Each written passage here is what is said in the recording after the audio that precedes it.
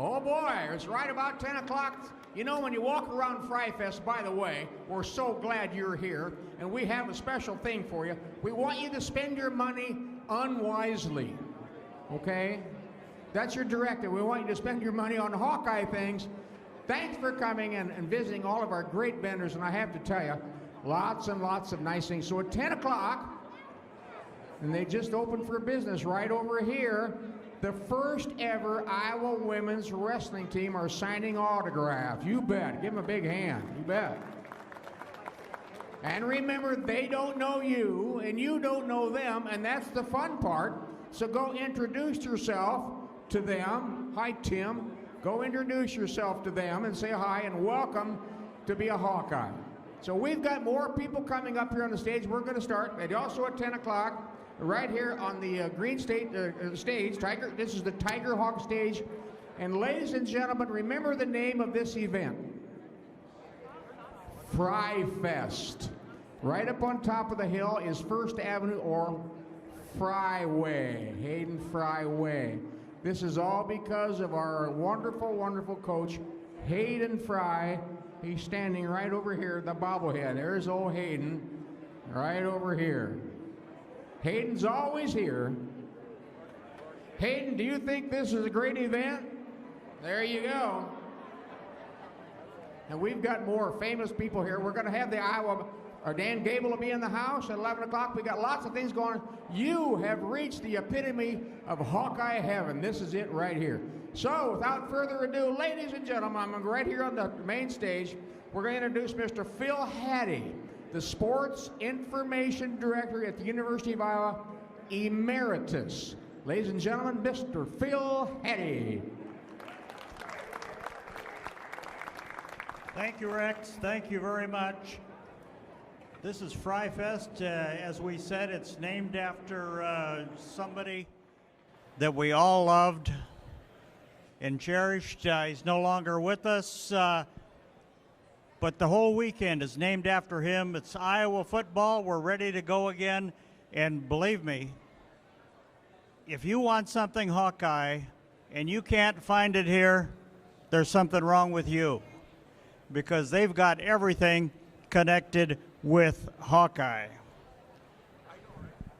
This morning's first panel, and we do have another panel this afternoon that deals with, just to remind you, at 1:30 it deals with women's athletics and the progress they've made since Title IX, and we'll go from there. That's at 1:30. But this one is the Hall of Fame class of 2022, and we're going to introduce them. As I introduce them, I'm going to ask them to stand while we give just a few of their achievements. This is the 33rd Hall of Fame class at the University of Iowa, and we'll do it alphabetically. First of all, in football, 2000-02, Dallas Clark. Dallas? Dallas was a consensus first-team All-American, first-team All-Big Ten, and John Mackey Award recipient in 2002. He was selected by Indianapolis with the 24th pick of the first round in the 2003 NFL Draft. An All-Pro selection in 2009, he appeared in 2 Super Bowls, including the Colts' victory over Chicago in 2007. Hall of Famer Dallas Clark. Amy Fowler, field hockey, 1989-1992. Amy was a 3-time All-American, earning first-team honors in 1991 and 92. She was an All-Region and first-team All-Big Ten honoree in 1990, 91, and 92. In 1991, Amy was selected as the Big Ten Defensive Player of the Year, and she participated in the U.S. Olympic Sports Festival. Hall of Famer Amy Fowler.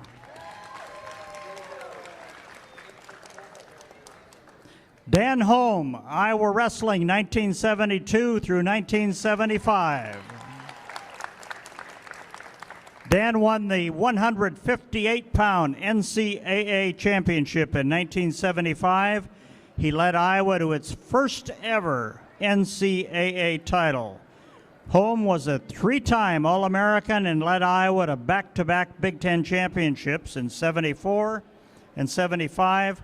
He was the national runner-up at 158 pounds in 1973 and 74, and he was the one that really got it going for Hawkeye Wrestling.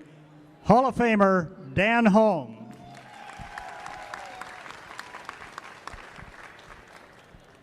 In softball, Kerry Knopf, 1994 to 1997. Kerry was a three-time All-American and four-time All-Region player and first-team All-Big Ten selection from 1994 through 1997. She was named Big Ten Freshman of the Year in 1994 and led Iowa to three straight Women's College World Series appearances. Unbelievable. Knopf holds school records for games played, 254, at-bats, 802, hits, 305, and RBIs, 163. Hall of Famer, Kerry Knopf.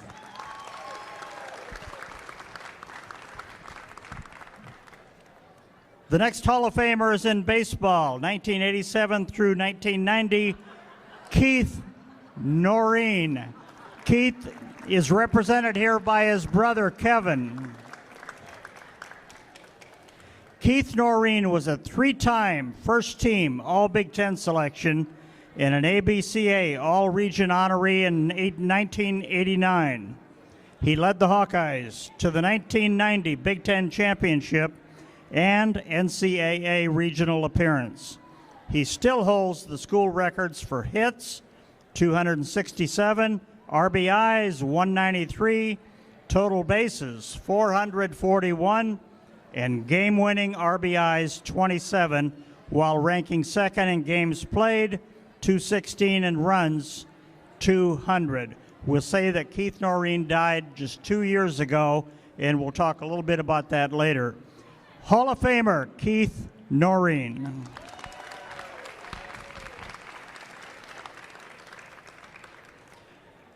The next Hall of Famer in men's golf, 1930 to 31, George Roddy, and he's represented by his grandson, Carl. George Roddy was the first black Hawkeye golfer and the first black athlete inducted into the Indiana Golf Hall of Fame. He was a two-time All-University of Iowa champion in 1929 and in 1930. Roddy was a team captain in 1930 and 31.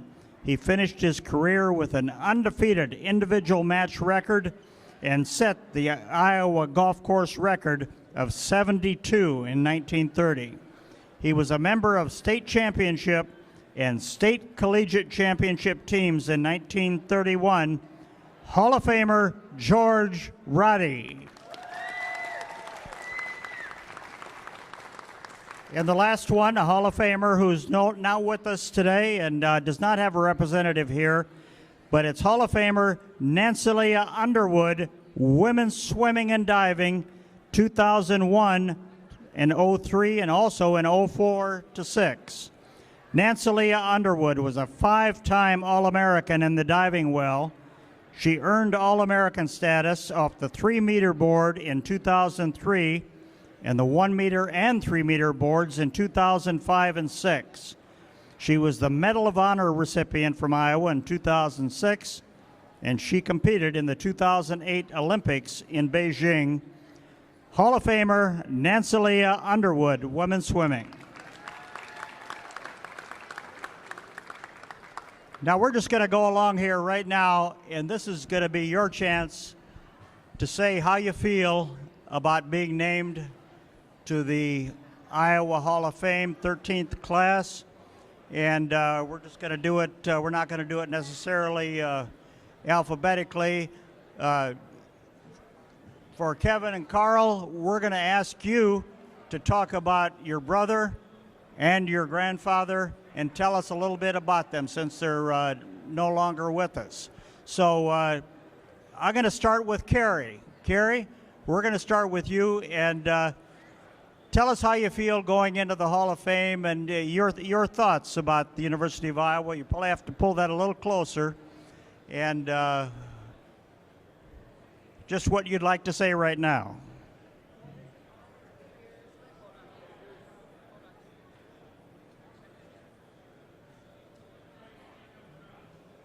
Are they on?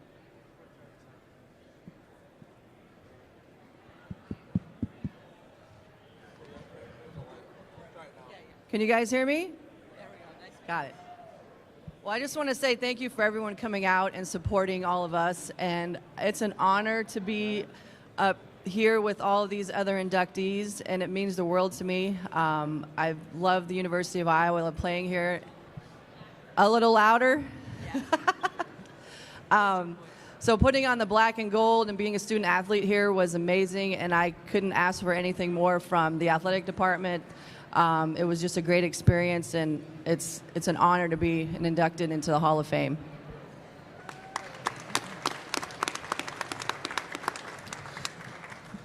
Carl, I want to go to you next, and this is a story that really, I got to say, this one, I'm not minimizing what, but really impresses me. This is way before people like Charlie Sifford, anybody that entered the, what was thought to be back then the all-white world of golf.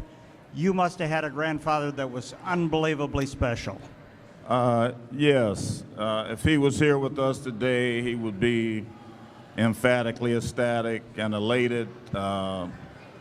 Some of the things he went through, the main thing is that he came through it all, but he actually came to the University of Iowa in the 1920s, and the 1920s in the United States was actually a period of intense racism, racial hatred, and racial prejudice. During World War I, a lot of white men went off to the war, and that opened a lot of jobs for African Americans. But once the war was over and they came back, there were many race riots and everything. Then the Ku Klux Klan flared up in the 1920s. In 1925, the Ku Klux Klan had between 4 and 5 million members. So this is the background that my grandfather had to deal with. So there was a lot of racism. And when I mean racism, I don't mean somebody stands in front of an African American and says, "I hate you," and uses the N-word, or stands in front of a white person and says, "I hate you," and hits them with some kind of profanity or obscenity or expletive. When I say racism, I mean racism is not a biological construct. It is a social construct. And racism to me means when one group has power, authority, and exercises control over another group. Racism to me means when one group owns all the banks, the businesses, the jobs, the elite schools, the real estate companies, the recreational facilities, commerce, the military, the government that makes laws and enforces them as they see fit. So, my grandfather, he should have been celebrated and glorified for his accomplishments. Instead, he was detested, shunned, ostracized, and blackballed. Racism to me, like I said, it's really an apparatus and an infrastructure that's built into the fabric of society. So even public institutions and universities were not immune to racial policies in the 1920s. My grandfather, we're delighted he's inducted into the University of Iowa Athletics Sports Hall of Fame, but at his time at Iowa, he had to live off campus, and that's just one of the indignities that he faced. So the real story about George Roddy is that he came through all of this. And his induction into this Hall of Fame rights some of those wrongs.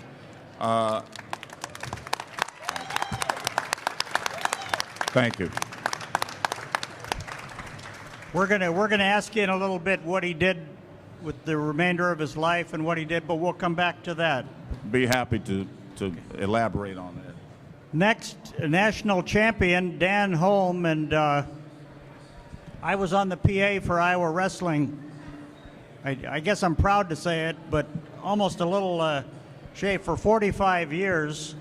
And I asked Dan how old he was, and I thought he was going to say 55 or 60, but he said he's just about ready to turn 70. So I guess that it kind of made me realize how old I am too.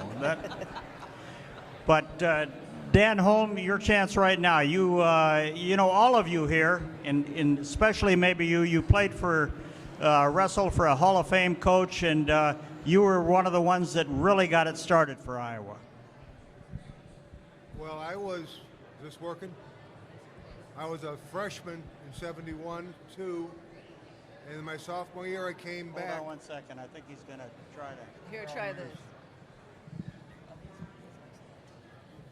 I came back my sophomore year, fall of 72, and we had a new coach named Dan Gable. So I was here a year before he got here. Along with Dan came 12 assistant coaches. So we were on the ground floor. It took us 3 years to turn it around, winning Big Ten titles and national titles. So it was quite an honor. It was a team effort. One guy just doesn't bring home that team title, and it's just not 10 guys; it's 40 guys. So it's an honor that should be shared with all 40. They're a great team.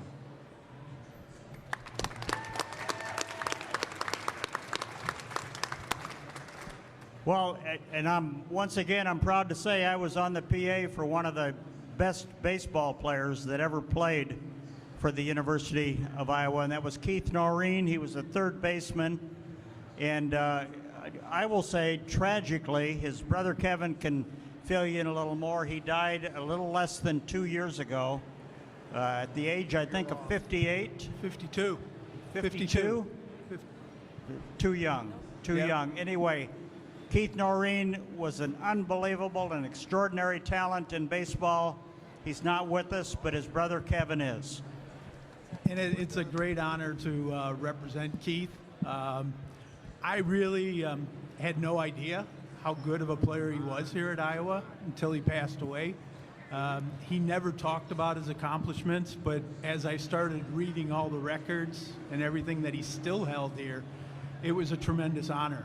I actually graduated in 1982 from the University of Iowa as the oldest of 5 boys. Keith was the youngest of us 5 boys. So it's great to be here and representing him, and it's such an honor, especially that I went here, one of my other brothers went here, Keith went here, so 3 of us 5 boys went to the University of Iowa. So, thank you.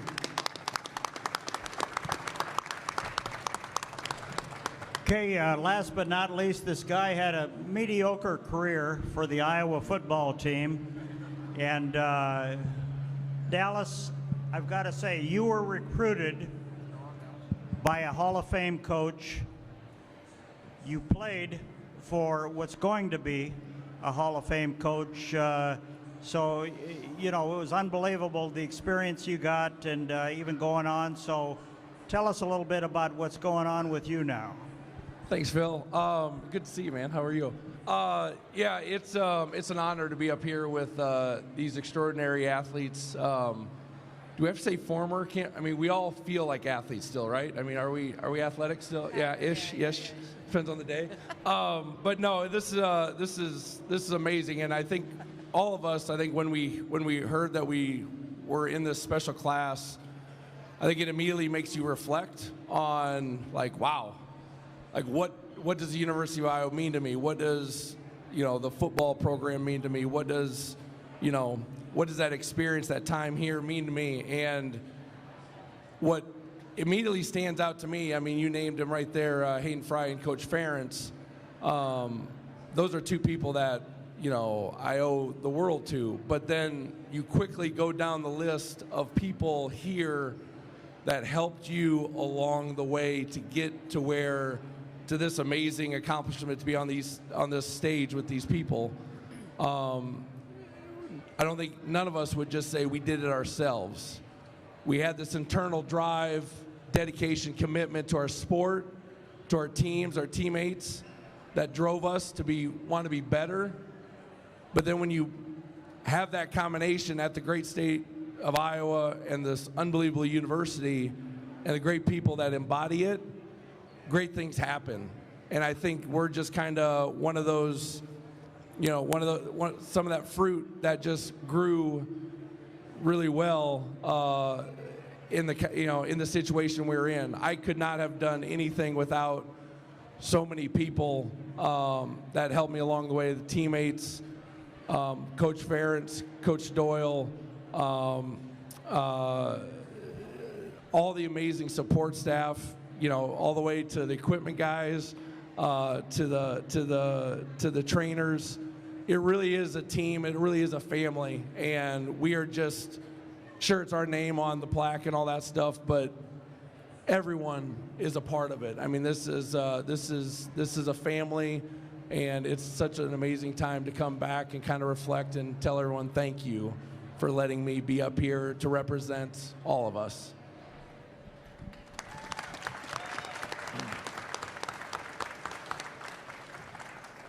This is something for all of you to think about, but I'm going to come to you one at a time with this question. What was your greatest...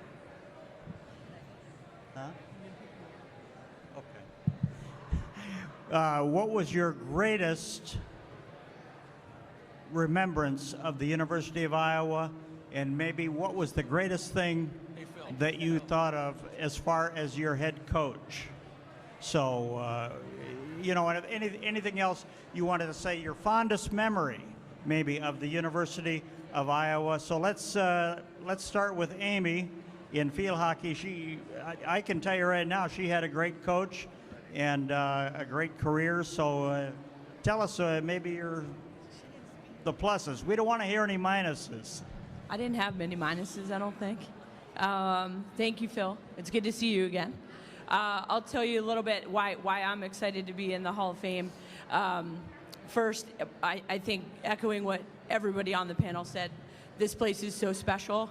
I feel extremely honored to be representing the black and gold throughout my life. I bleed black and gold even though I'm from New Jersey. I kind of wish I wear the state of Iowa right here on my neck because I kind of feel like an accepted, I almost grew up here. It feels like it. Once you become a Hawkeye, you're always a Hawkeye. And I just feel really lucky to have had this opportunity and to play here and to represent the black and gold. And I also would say that amongst all of the laundry list of people that help you along the way, your family is huge, and mine could be here today. So I know everybody's families are here, and this is just such a special honor. In terms of a memory, there isn't one. I think the people make the place here, and I remember competing with Keith. My teammates hung out with him. One of my teammates dated him. I just feel so extremely honored to be up on this panel with these amazing people. My team, the field hockey team, always hung out with a bunch of wrestlers. We all had, fun times with them, and so I feel close to Dan, even though he was here a lot earlier than me. And Carrie, I was Carrie's athletic trainer. I finished our athletic training program here at Iowa and was able to help the softball team in my 5th year. This place is so special. I told the team yesterday when I met with them, you don't know what you have. Everybody says this, but you don't really know what you're experiencing and how special it is until you're actually gone from this place, and have been gone for way too long, but always been connected. I stayed in field hockey. I was a Division I coach for 26 years at two other universities, and there is nothing compared to the University of Iowa. Thank you. Well said, Amy. Well said.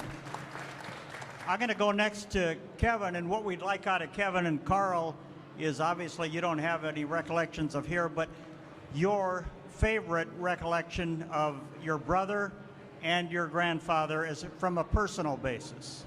I guess my favorite memory of Keith and everything is, again, as I said, we all played sports. We all loved playing baseball. I myself was a fairly decent pitcher in high school. I could never strike Keith out when we were playing in the backyard.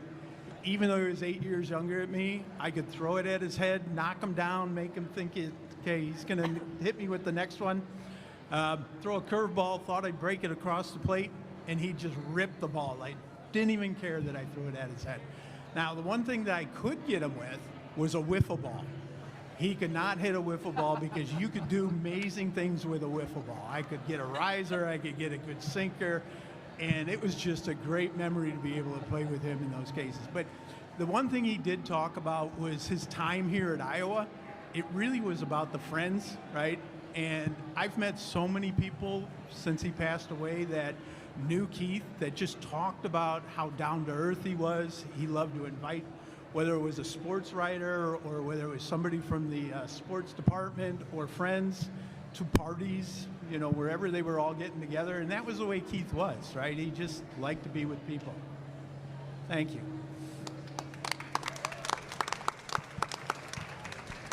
Carrie, we'll go to you next.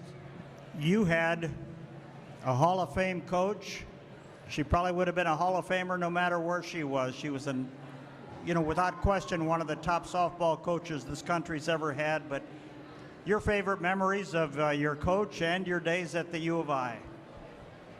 Well, first of all, playing for a Hall of Famer, I know she's a Hall of Famer, so I am honored to be joining her as well. And I couldn't be sitting up here if it wasn't for her and all of her coaching. And she's an amazing person, obviously an amazing coach, and I will get to see her later today.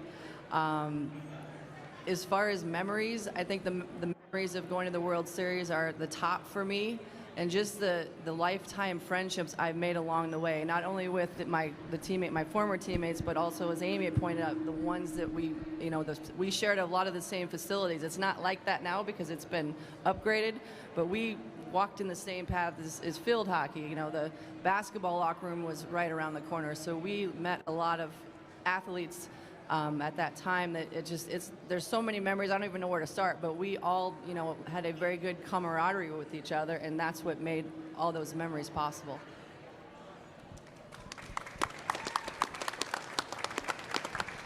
Now, Carl, I've been around here a long time, but I can honestly say I don't know who George's golf coach was back then, so I don't know if you ever heard any stories about it, but what were his favorite recollections, or what were your favorite recollections with your grandpa about Iowa?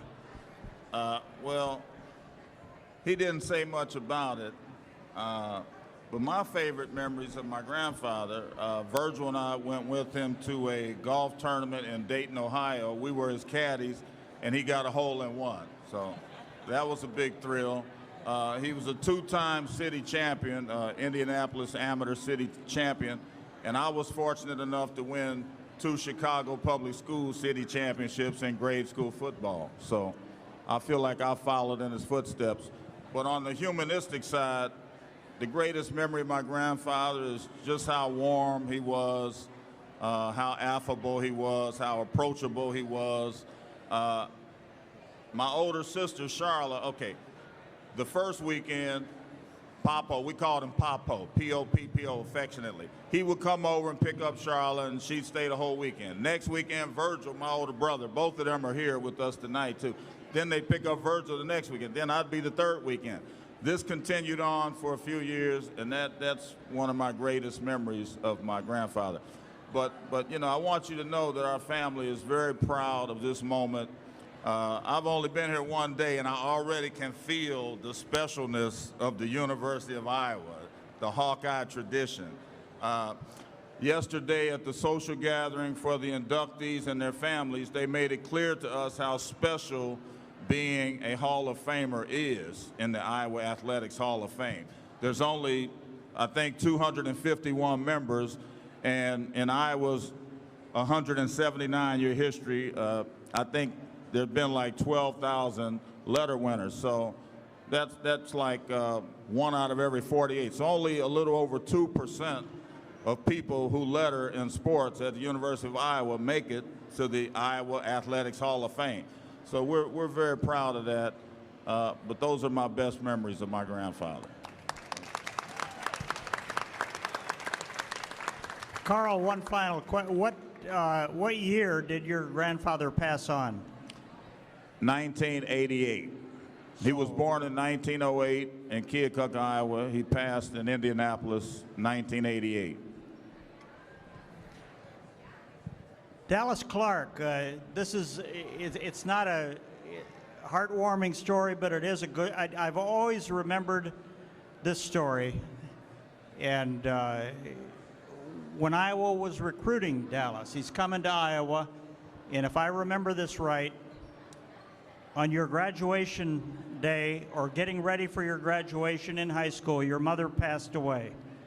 I think she had a heart attack or something, and I remember your dad went to Hayden Fry, said, "I'm turning my boy over to you. Please make sure that he's well taken care of." And he didn't say anything about making him a great football player, but make him a man. Yeah. And I think that's essentially correct, isn't it? Yeah, and that's why, you know, when I say family, it's not cliche. It's not just like it sounds good in the paper. I mean, it truly is family. And yeah, Mom passed away 4 days before I graduated high school.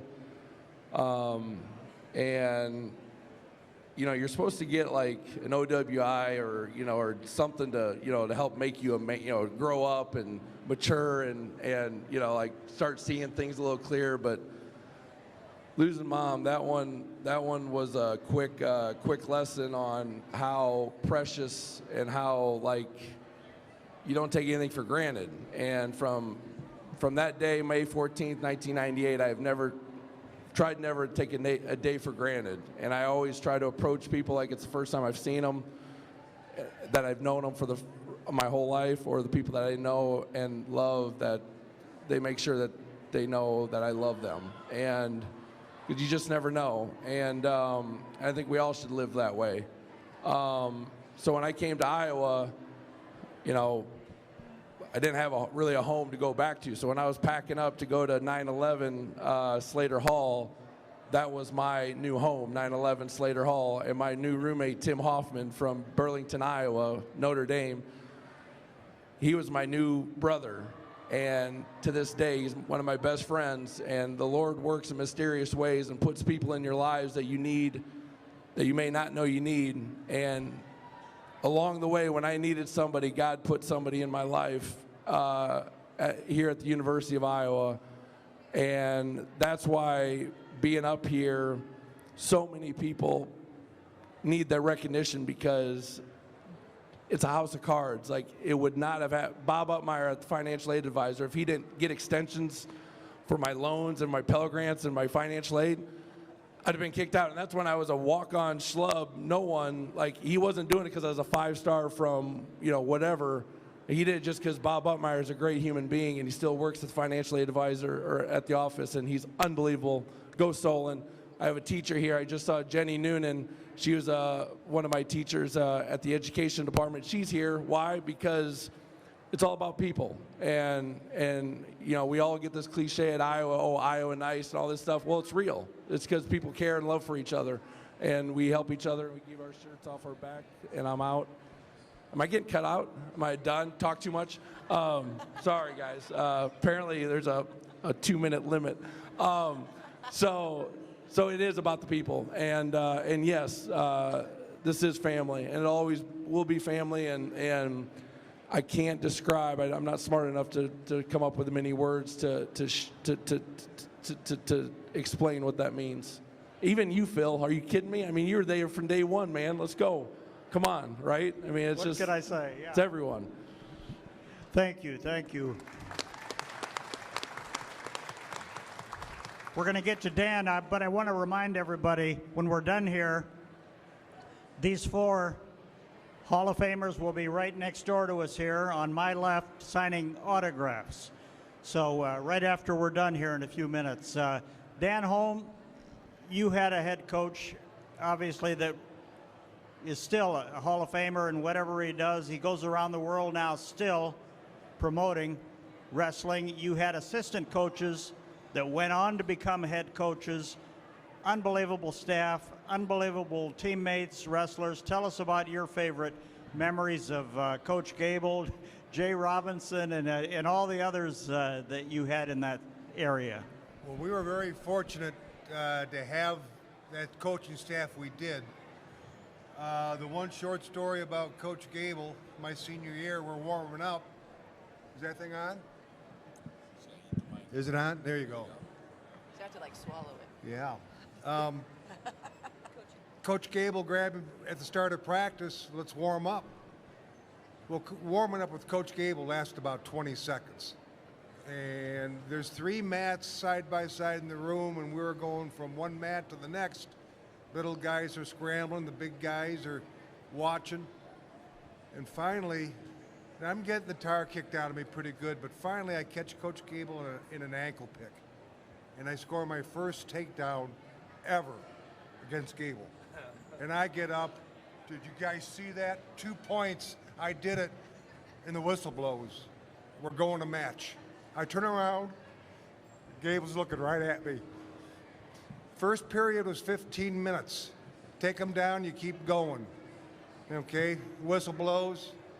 Second period, another 15 minutes. Third period, 15 minutes. You don't back down, you don't step back. Phil, to say that at the end of that practice, 45-minute practice, I crawled to the door. So, as good as we all were, we were put in our place every once in a while, and that day was. So, great times. I've enjoyed Iowa cities to the point where stayed, raised my family here, and I'm now up in Marion and following the Hawkeyes, and I'm in the stands. I remember specifically, I think a little altercation you had with an official by the name of Clyde Bean. Well, it wasn't. Clyde was just there with the whistle. End of the first period against Michigan. Clyde blew the whistle, turned, walked to the center of the match, and I got an extra pop from the Michigan guy. So I rolled to the side and returned the favor. Clyde, at that point, turned around, saw what was happening, and blamed me. So the first punch got away with it. The second one got disqualified. We lost the meet, I believe it was 18-16. So it was a swing match. And thank you, Phil, for remembering that 50 years after the fact. That's a true story. You're marked. You'll like hearing this. I remember one of the Iowa wrestlers, Dan Gable, had just returned from a coaches meeting. Unbelievably, he had on a sport coat and a tie. And one of his wrestlers was having a tough time making weight.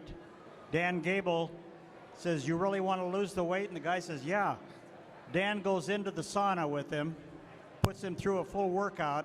Dan was in his coat, tie, sport coat in the sauna. He comes out and his sport coat and everything is soaking wet, but the guy did make weight. But that's the way it was. Now, all of you, right now, Kevin, I'd like to ask you one more time. He was a great person. Tell us about your family and losing Keith so early. It had to be an unbelievable shock. And It was. As I said, we come from a family of 5 boys. I was the oldest. Keith was the youngest. We all played sports, baseball, football. My friends would come over, and as I said, we're 8 years older than Keith, and Keith had to play. Once he started walking, we needed a player, and Keith had to play. So the good thing about Keith was he was so good as an athlete, he was able to keep up with all my friends. The one thing he told me as he grew up, he's like, "I hated playing against you and your friends. You guys hated to lose. Didn't matter what you were playing, you hated to lose. Now, you didn't cheat, but you hated to lose, and you could just see the fire in your guys' eyes." And that was some of the things that I still remember from Keith. My parents were big into sports. I think my mom and dad made it to every Iowa baseball game. They traveled around. Keith actually, when we first started to notice, he had a great team he played on even when he was younger. They went to the Little League World Series and finished second in the Little League World Series when he was younger. He played baseball with Dan Wilson, who wound up playing at the University of Minnesota. So Keith just had a lot of great players he played with. I know he talked about a lot of his baseball player friends here at Iowa that he just had a great time with. So he just was a great guy, and losing him at such a young age, you know, Keith was, he wasn't into a lot of things for himself. He just enjoyed himself, right? If we went and visited him in Florida, he's like, hey, you want to go fishing? Let's go fishing. He loved to fish, right? And he just wanted to enjoy life and enjoy people. So it did hit my family hard. My two younger brothers next to me said, even though they're in Illinois, it was too hard emotionally to come. My mom said it was too hard emotionally to come from Florida to here. And then my third youngest brother, he said he was going to come, but he wound up with COVID yesterday. So I'm here to represent him, and it's great. I feel great that I'm able to do so. One final note for Carl. Now, Carl, and then we're going to come to you for one final question, you four. You and the rest of the family here, you must be unbelievably proud of the honor that goes to your grandfather. How do you think he would feel? He went through a lot of tough times, as you said, but how do you think he'd feel going into this Hall of Fame? I think he would feel like he was vindicated. It's a great honor. He left behind a hell of a legacy. I look out here at my biracial family, and you know, my brother got an engineering degree from Cornell. His son has an MBA and is a PhD. My great niece has an engineering degree from Purdue. I mean, he believed in education and dedication. He had courteous civility. He was known for just being gently refined, and he had the it factor. He had presence. He had persona. You know, when he talked, we listened. When he drove up, all the kids would drop everything we were doing and hop on his lap. He'd have 5 grandkids on his lap. But being inducted into the Hall of Fame, I just think he feels like he made it to the top, and you know, he never gave up. He had a quiet confidence about him. He had an irrepressible fortitude. You could not stop my grandfather. He did not let anything or anyone deter him from playing golf at a time when African Americans were not really allowed to play on mostly all of the golf courses in the United States. This was just an African American who just happened to excel at golf. I mean, he was just a terrific golfer who happened to be African American. He didn't really care about all the political ramifications and social implications and economic justifications. He just wanted to play golf. He came to realize and accept reluctantly that he was a pioneer and a trailblazer, and he accepted that, but he never embraced it. But he would be very proud to take his place in the University of Iowa Legacy Sports Hall of Fame, the Hawkeye Hall of Fame. Thank you. Now, the question I'm going to ask you for, just to quickly answer here after I read this, is what you're doing now in life. So, the induction ceremony, I want to tell everybody, for these Hall of Famers, open to the public. It'll be held in the Feller Club Room at Carver Hawkeye Arena. Doors opening at 5 o'clock. The ceremony will follow at 6:30 this evening. So once again, congratulations to all of them. Let's just go down the line. Carrie, tell us what you're doing now. Well, actually, I was in the automotive industry for over 20 years, and I decided to take a little break from the retail. So right now, I'm actually not doing anything currently. I live in Hopkinton, Massachusetts, with my wife and kids. But right now, I'm just kind of taking a break to figure out what my second career may be. Dan Holm. I'm retired, live in Marion. I've got 3 grandkids, and looking forward to following them. So, taking it easy in here in Iowa. My God, you're old. Huh? I quit counting years ago. I understand. Dallas Clark. I'm farming back home, Livermore, Iowa. Got 3 kids that are 7th grade, 5th grade, and 2nd. Our little princess, she's in 2nd grade. She runs the house. She runs the world. If you guys are wondering who you answer to, it's Hazel Clark. And then also just trying to use my time to help kids and kind of guide them and help them in any way, because I feel like there's so many people that helped me when I was a kid, and we all have the power to look someone in the eye and say, hey, go for it. You can do it. Believe in yourself. And so just trying to be a positive role model for those kids back in Humboldt County. Amy? What haven't I been doing? Right before COVID, I finished a 26-year college coaching career. COVID hit. I had kind of what's the next step after college coaching? And COVID hit, and I hung out at the house and figured out a way to pay my mortgage. So I worked in a lot of different industries. I have landed in teaching, which I feel like I was a teacher, just not certified by a state. For my whole life. So I'm teaching pre-K through 5th grade PE at a public school in Vermont, right across the river from where I live in New Hampshire, with my family, my partner Emily, who was a field hockey player here in 1999 to 2003. I should get the years right. And we have 3 beautiful girls, Payson, who's a freshman in high school, Evans, who is in 3rd grade, and Sutton, who is going into pre-K again. And much like Dallas said, she runs the house. She is spirited, as her teachers call her, which I think an easy way, or the teacher way of saying she's a pain in my ass.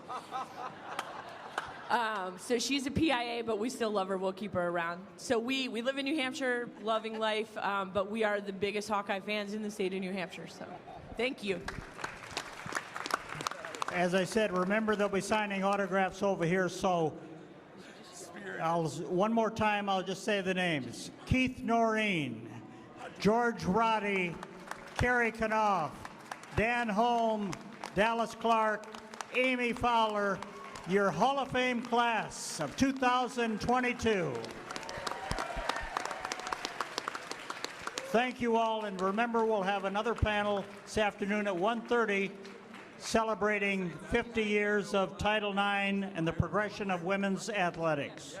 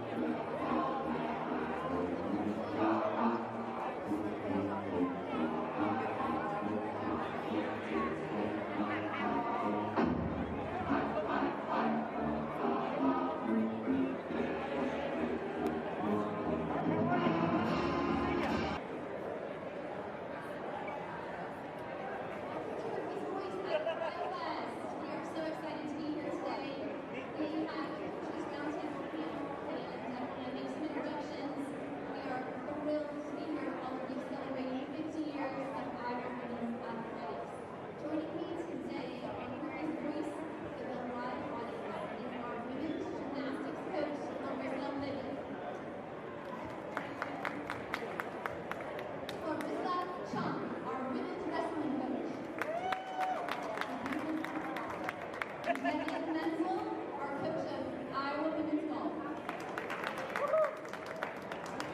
And Jeff Garbett, the coach of the Iowa women's rowing program. It's so exciting to see everybody here and start another year and the first weekend of Iowa football. I wanted to be able just to kind of acknowledge what an amazing relationship we have here at the University of Iowa and the athletic department with our community. This event would not be possible without the great support of the city of Porterville, our leaders in Iowa City, and the partnership between the community and the athletic department. FRYfest is such an incredible tradition. And just driving in here today, did everybody see the Title IX 1X and the roundabout? What do you think about that?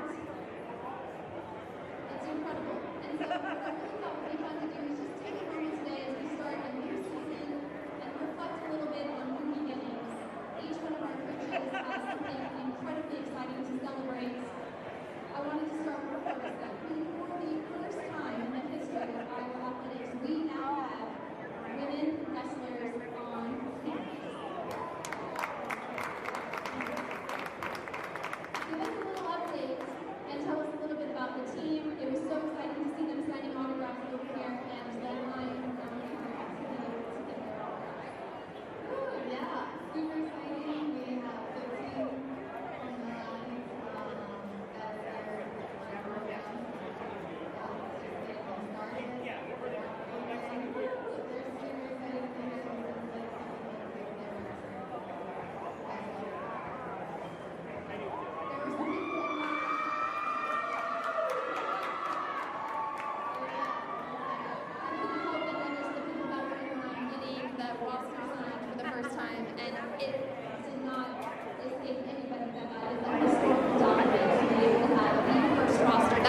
A lot of living rooms in Iowa Hawkeye dens and basements around the state, I'm sure. Yeah, I had to get one myself, right? Save one for Clarissa. Yeah. Okay, so Larissa has an amazing tradition, which I've always really admired. When you come back to campus and you bring all your team back, you always start a year with an amazing team bonding trip. This year was no different. Tell us a little bit about getting the girls back on campus and about how women's gymnastics always starts a season. Well, first of all, thanks again for asking us to be here. So exciting. Probably Clarissa and I should like sit way apart because every time you say her name, I turn and I think it's me that you're talking to. So, and looks like we have rivals now. We're normally the loudest on campus, and I'm really excited that we're going to be rivaled by women's wrestling with this. We do. We always come back, and we have had an incredible team. Just graduate. We had 7 graduates. And they were the heart and soul of this team. So starting again is like rough. They were the precedent setters, the culture holders, the philosophy owners.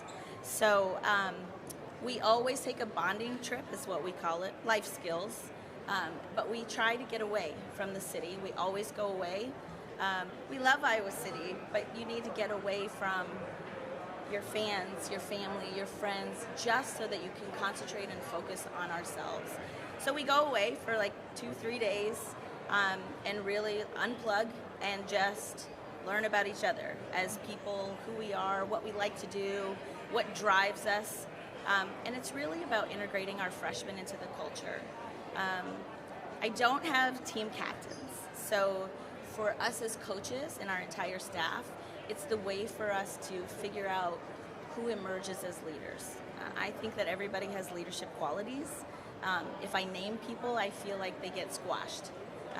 Everybody has the opportunity to be a leader on our team. It's just all in different ways. And so by the end of 3 days, it's pretty amazing what you see emerge from all of those, including the freshmen. I was blown away by the amount of conversation that came from our young kids. So I went in there really scared, and I came out fired up because they are ready to go. They have never honestly been more in sync coming out of this, and we always say if we don't come out of this and get it, we're going to struggle, and they get it. So keeping the struggle behind this year. Oh, that's so exciting. I've always admired your team and the connective issue the way that you guys have worked through difficult topics, difficult times, the leadership that you have, Larissa, and the way that your team is a family. And I think opening every season like that sets the tone. Yeah, so very, very exciting. So out of the page on that one. we'll go ahead and let me move over to women's crew. Garbett getting his headset on here. So Jeff, you joined us mid-year last year. So officially this fall is your first fall as the head coach here at the University of Iowa. That is pretty exciting. Yeah, absolutely. It's a great group of young women I get to work with every day. Coming in last year, mid-season or mid-year was a little bit difficult to hit the ground running, but then we hit our stride and we improved every single week and finished 2 places higher than we did the year before in the Big Ten championship. So the majority of the roster comes back, so super excited to see what we're able to do this year with a full year under our belts. And I got to tell you, Jeff and Megan have some of the best views here as coaching, because I got a text from Jeff the other day, and you're just like out there on the river. It's the office. That's pretty nice office. You know, it's pretty good views for sure. So Megan's got also a pretty nice office. Megan is starting another fall, definitely a veteran here on our coaching staff. And one of the things I know you're excited about, Megan, is your incoming freshmen and just really being able to build on some great solid returners, and excited about the future. Yes, absolutely. We're very excited. Our freshmen have come in really ready to play. They had outstanding summers.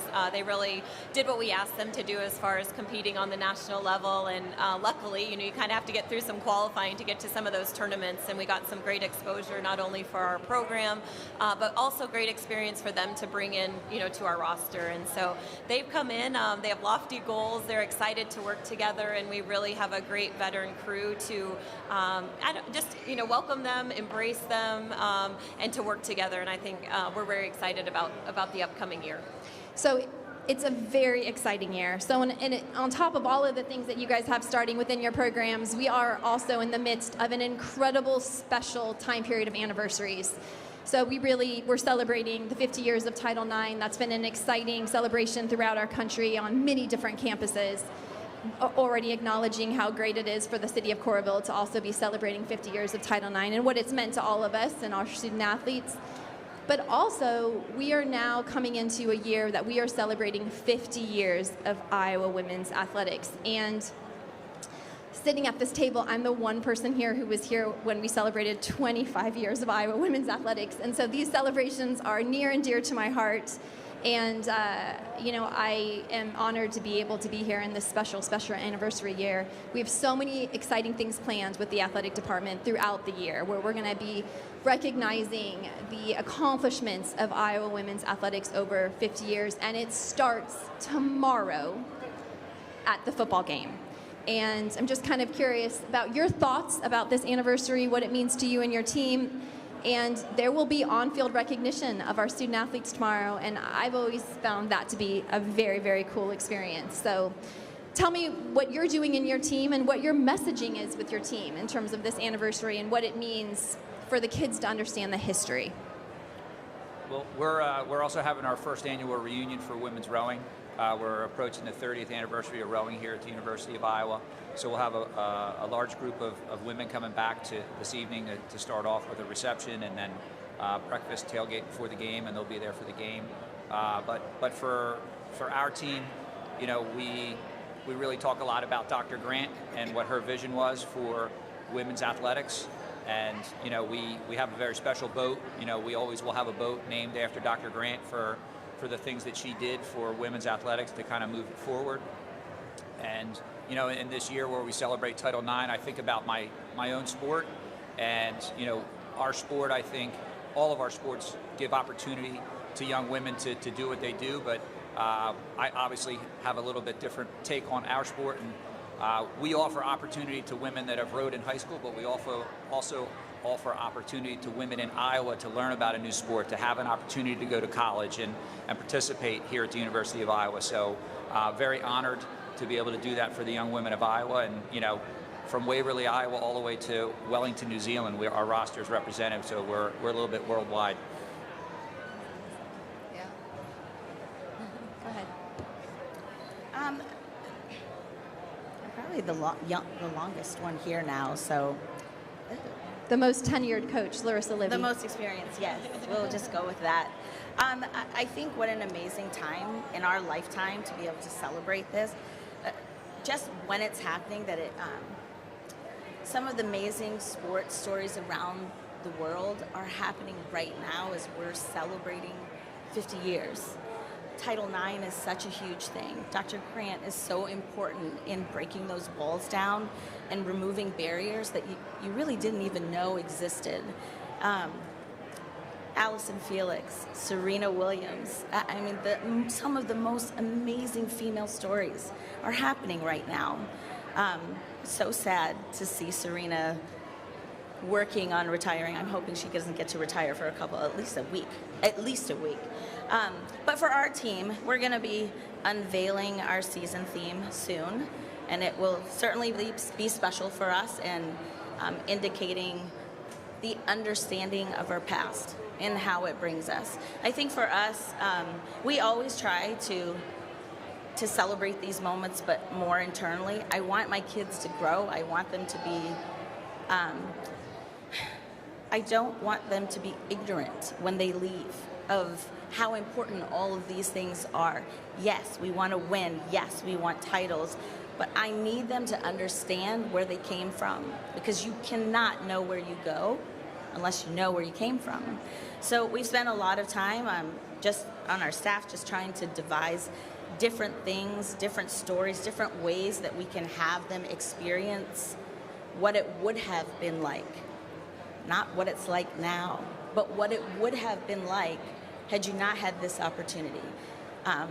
You know, when we sat and watched, and we'll talk about that later, we'll talk about that later. I mean, I'm not going to bring that up. We'll talk about that later. I want to hear your thoughts. Yeah, I mean, I think you're talking about the Unshakable Belief documentary. And yes, I know that you want to talk about that, so we're just going to push that aside. And I do. It links, though, doesn't it? It all links. It really does. I know. Yeah. Clarissa. You know, when I got here, I heard about Dr. Christine Grant, and just knowing very little about who she is and what she's done, because, you know, still learning about everything Iowa. And when the documentary came out, I knew it was very important for our whole team to be there, to try to capture a little bit more of who she is, who she was, and what she's done, right? I think it's important for our athletes to understand, you know, what it was like, you know, 50 years ago, 40 years ago, 30 years ago. Women's wrestling has been around at the world level since 1987, right? So, but, you know, it's only now that it's starting to really take off in the U.S. And, you know, it sparked ideas, you know, within our program, within our team, inspired them, you know. They, you know, as a team, you know, we're trying to build the culture from scratch, right? It's like we're laying the foundation. It's the first program. How do we want to represent women's wrestling?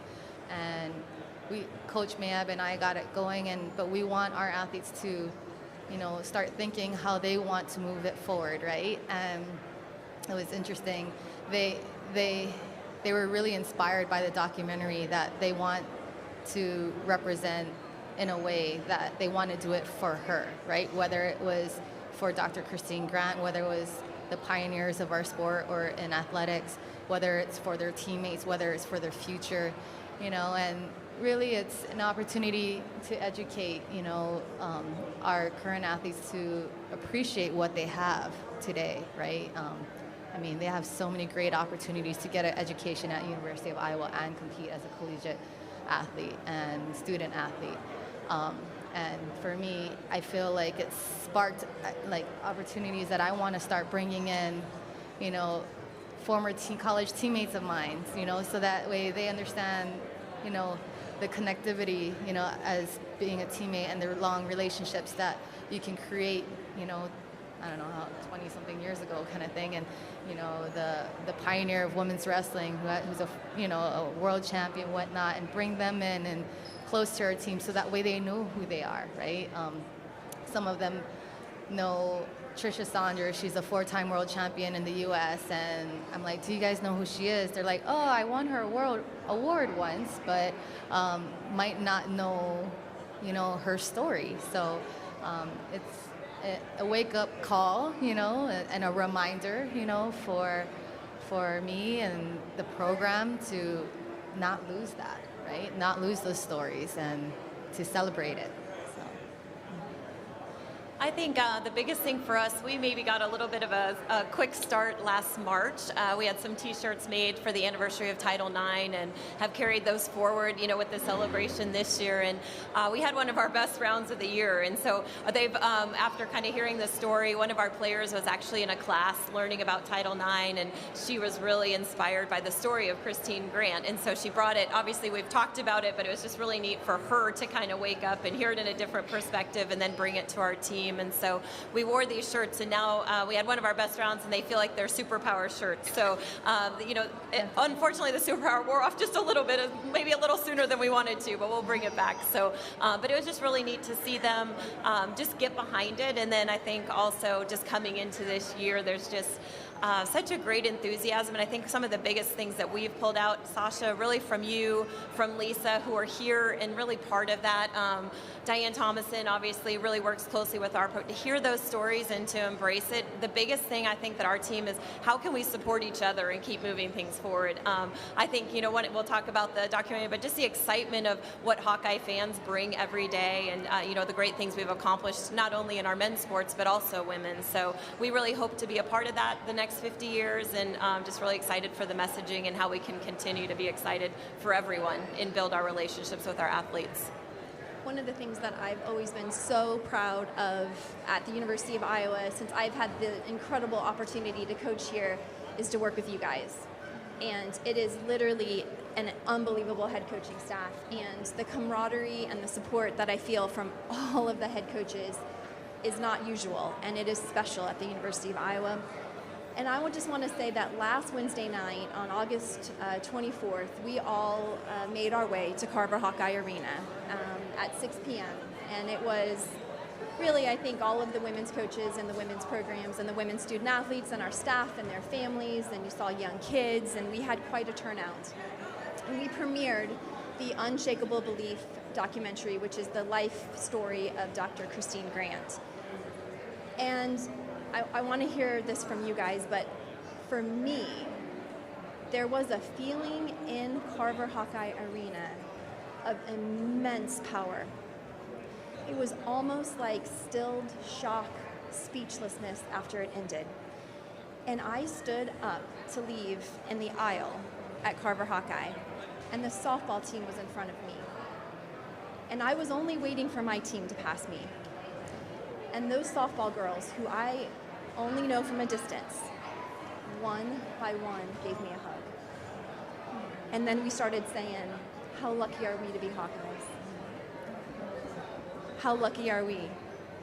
This is our superpower. And it was unbelievable.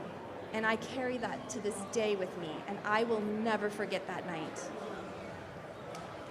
Larissa, tell me your thoughts. Obviously, it's very emotional. I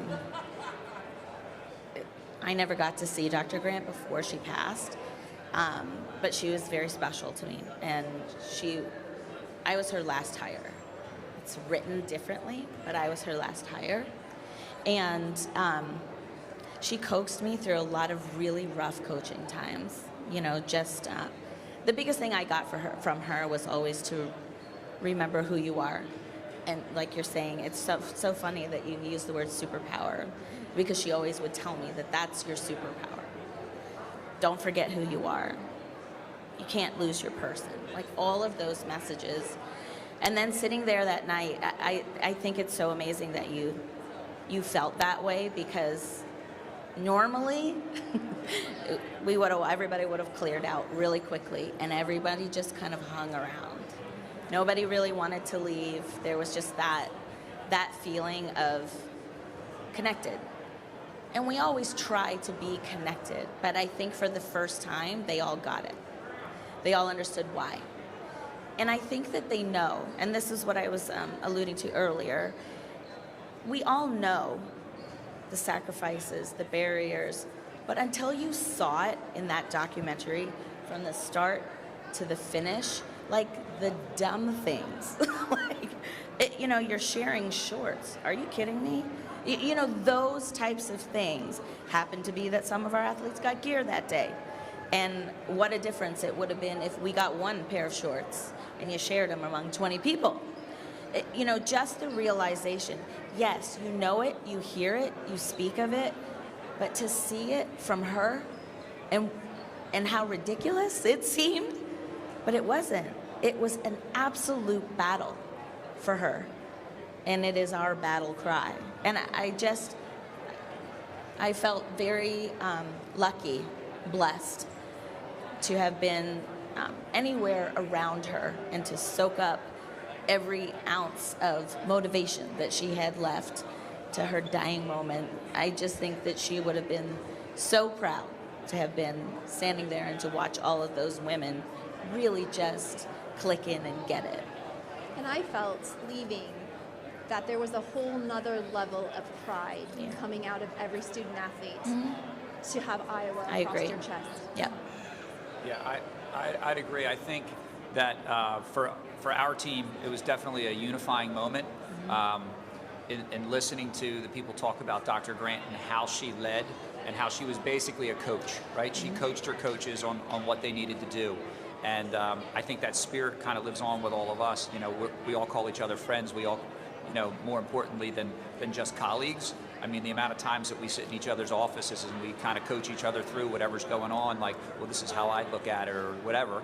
I think her spirit lives on in the department, and I think that my team, they talked a little bit about how we want to carry on her legacy and we want to be the example, like not just at the University of Iowa, but nationally. We're going to be the example of how women's athletics programs are be run and how we're going to handle ourselves and perform and things of that nature. So I think it kind of brought down some walls that might not have physically been there between our teams just because they're so busy with what they do in the day in and the day out. But I hope that now we'll have a little bit more Hawks supporting Hawks where they go out and watch each other's events and things like that. I know our team is very excited to do that. Yeah, I think that was definitely the biggest takeaway for us. There was just kind of a sigh, and then just a wow, this is really exciting. I hope we do a good job in the recruiting process. They're excited to be Hawkeyes, and you try to share that. But I think I was very fortunate to have 4 freshmen that moment. They'd only been on campus for a few days, and there was definitely just a sense of, wow, this is pretty cool. So I want to go out and do really great things, and I think we can feel that just in our practices. And I feel so fortunate. Barbara Burke, Sasha, again, the things that our administration, our coaches are doing behind the scenes to carry things forward and to make the Hawkeye experience better, but even, I think, enhance women's athletics throughout the country. I think when we host events at Iowa, we put on just first-class events. People always say that Iowa City is the place to come, and we really elevate all sports. And so I'm just very proud, but I think, took away there's a lot of work that goes into it, and I need to step up personally. My team needs to step, to continue to carry it forward, because there was so much so much discouragement, so much, hitting walls, but you just have to keep going. So I think our team really left there with more, we have to get it done, a little more grit, a little more, we're not going to take no for an answer, whether we're competing or, facing hard things. So I know we definitely all felt kind of a call to even more to action, and so that was pretty awesome. Clarissa, I was touched by you at the documentary because you were really emotional. Oh gosh, you're gonna make me emotional all over again. Well, it was a really emotional. It's an emotional documentary, and I happened to look at you after the film ended, and you were really tearing up. And I'm tearing up again. Oh my gosh. Can you tell us, can you put it into words a little bit? Because I think it's something that is really, really special. Oh, wow. Okay, don't take this as weakness, guys. It's just real emotions. It's just heart. Really, like a couple things, right? When you mentioned, like, we'll walk for her, it's like a good responsibility for the programs here, the women program at Iowa in athletics, individually pushing our like sports forward, right, and kind of taking that baton and moving our programs forward. And you're doing that. You know, like you're even doing for that. our team, you know, to recognize that it's bigger than themselves. It's bigger than the program. It's a bigger cause, right?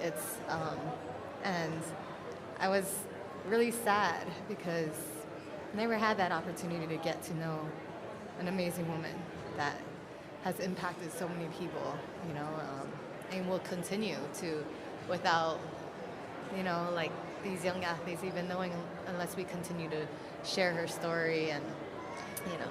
And you're going to do that for your team. Yes. You're going to do that for your Yeah. team, and you're going to do that for generations of Hawkeyes, which is so cool. And Larissa does it for her team, and Jeff does it for his team, and Megan does it for your team. And I try. Yeah. No. And I think it's timely in these anniversaries and these celebrations that we have these moments of reflection. There is no better time. And I walked out with all of you and was in the parking lot at Carver Hawkeye Arena, and I ran into Caitlin Clark and Kate Martin, and it was one of those things where just everybody was giving everybody hugs, and we were just giving each other hugs. And they also said, that's our superpower. Yeah. It's our superpower, and if we make that be our theme and we live that, we're going to have one heck of a year and years to come. God. Honestly. I'm so sorry, I don't even know where that. It's very powerful, though. It's very, very powerful. And when we can tap into that, sky is the limit for the Hawks. Sky is the limit. So I really encourage everybody to be able to have their opportunity. This was a film that was commissioned by the University of Iowa Athletic Department. I'm so proud of the department's financial backing of this project to make this project. It will debut in Iowa City, Iowa, September 9th through the 16th at Film Scene, and tickets are on sale now. It's a great time to go see it in a theater, and they're going to try to spread this out as much as possible so that all of you can experience the superpower of the University of Iowa Women's Athletics Department. As we transition now into kind of thinking about what does the next 50 years look like for Iowa women's athletics? I want to talk about what do you see? What do you want? What do you think the next 50 years are going to bring for athletics and for specifically the University of Iowa and your programs? And it's fun to dream about that. I know, for women's rowing, we have a very unique opportunity for competitions worldwide. There's a very large race in Henley, England, so we're trying to bring the brand worldwide, let everyone know what goes on here in Iowa City, Iowa. Like I said, we're fortunate enough to have a very large roster, and on that roster we have women from all over the world. Like I said, Wellington, New Zealand, all the way to Waverly, Iowa, and everything in between. So I want to, grow on what we already have in these first 50 years, and I want the message that we all just talked about to be spread, right, to affect change in more women's lives all over the world, not just here in the United States and in Iowa. So my hope is that we can all kind of branch out and get the message out to more people. I know one thing I'm very excited about in our sport, and I think probably for all of our sports, is how much more TV coverage that there's going to be of women's athletics on TV. And so I know that doesn't necessarily just start right here at Iowa, but I hope that, I just think I have 3 daughters. I know we have a lot of daughters at the table and kind of just looking at that, but we can see these figures. Larissa, you were mentioning some of the famous ones, the ones that have really laid, but I just think there's so many great stories in college athletics, and I really hope, I always loved when Dr. Grant says women in sports. It just is such a powerful way that she would always say that, and I just think that we want more of that. We want young leaders, we want women to continue to thrive, and I think obviously we're very proud of our athletics at Iowa, but we're also proud of the academics and just the overall leaders that we develop here, and so I just hope we continue to really push that story, and we're the pioneers. What can we do differently to continue to enhance opportunities for our women, not only here in sport, but after they leave here? Because we continue to just, I think, put out some really outstanding professionals, whether they're in sports or in their careers. Yeah, those are all good. Larissa, what do you think for the sport of gymnastics? I mean, certainly the big buzzword has got to be opportunity. But I think that I thought a lot about this, and more so since we saw the documentary, because it's not about things. It's about a mentality. And yes, we didn't have this, we didn't have that, but the opportunity wasn't there. And the opportunity wasn't there because the mentality about what we were was not there. And so for me, I am hoping, praying, pushing, fighting that we're all seen on an equal playing field. That's where we have to be. And that has to start with us.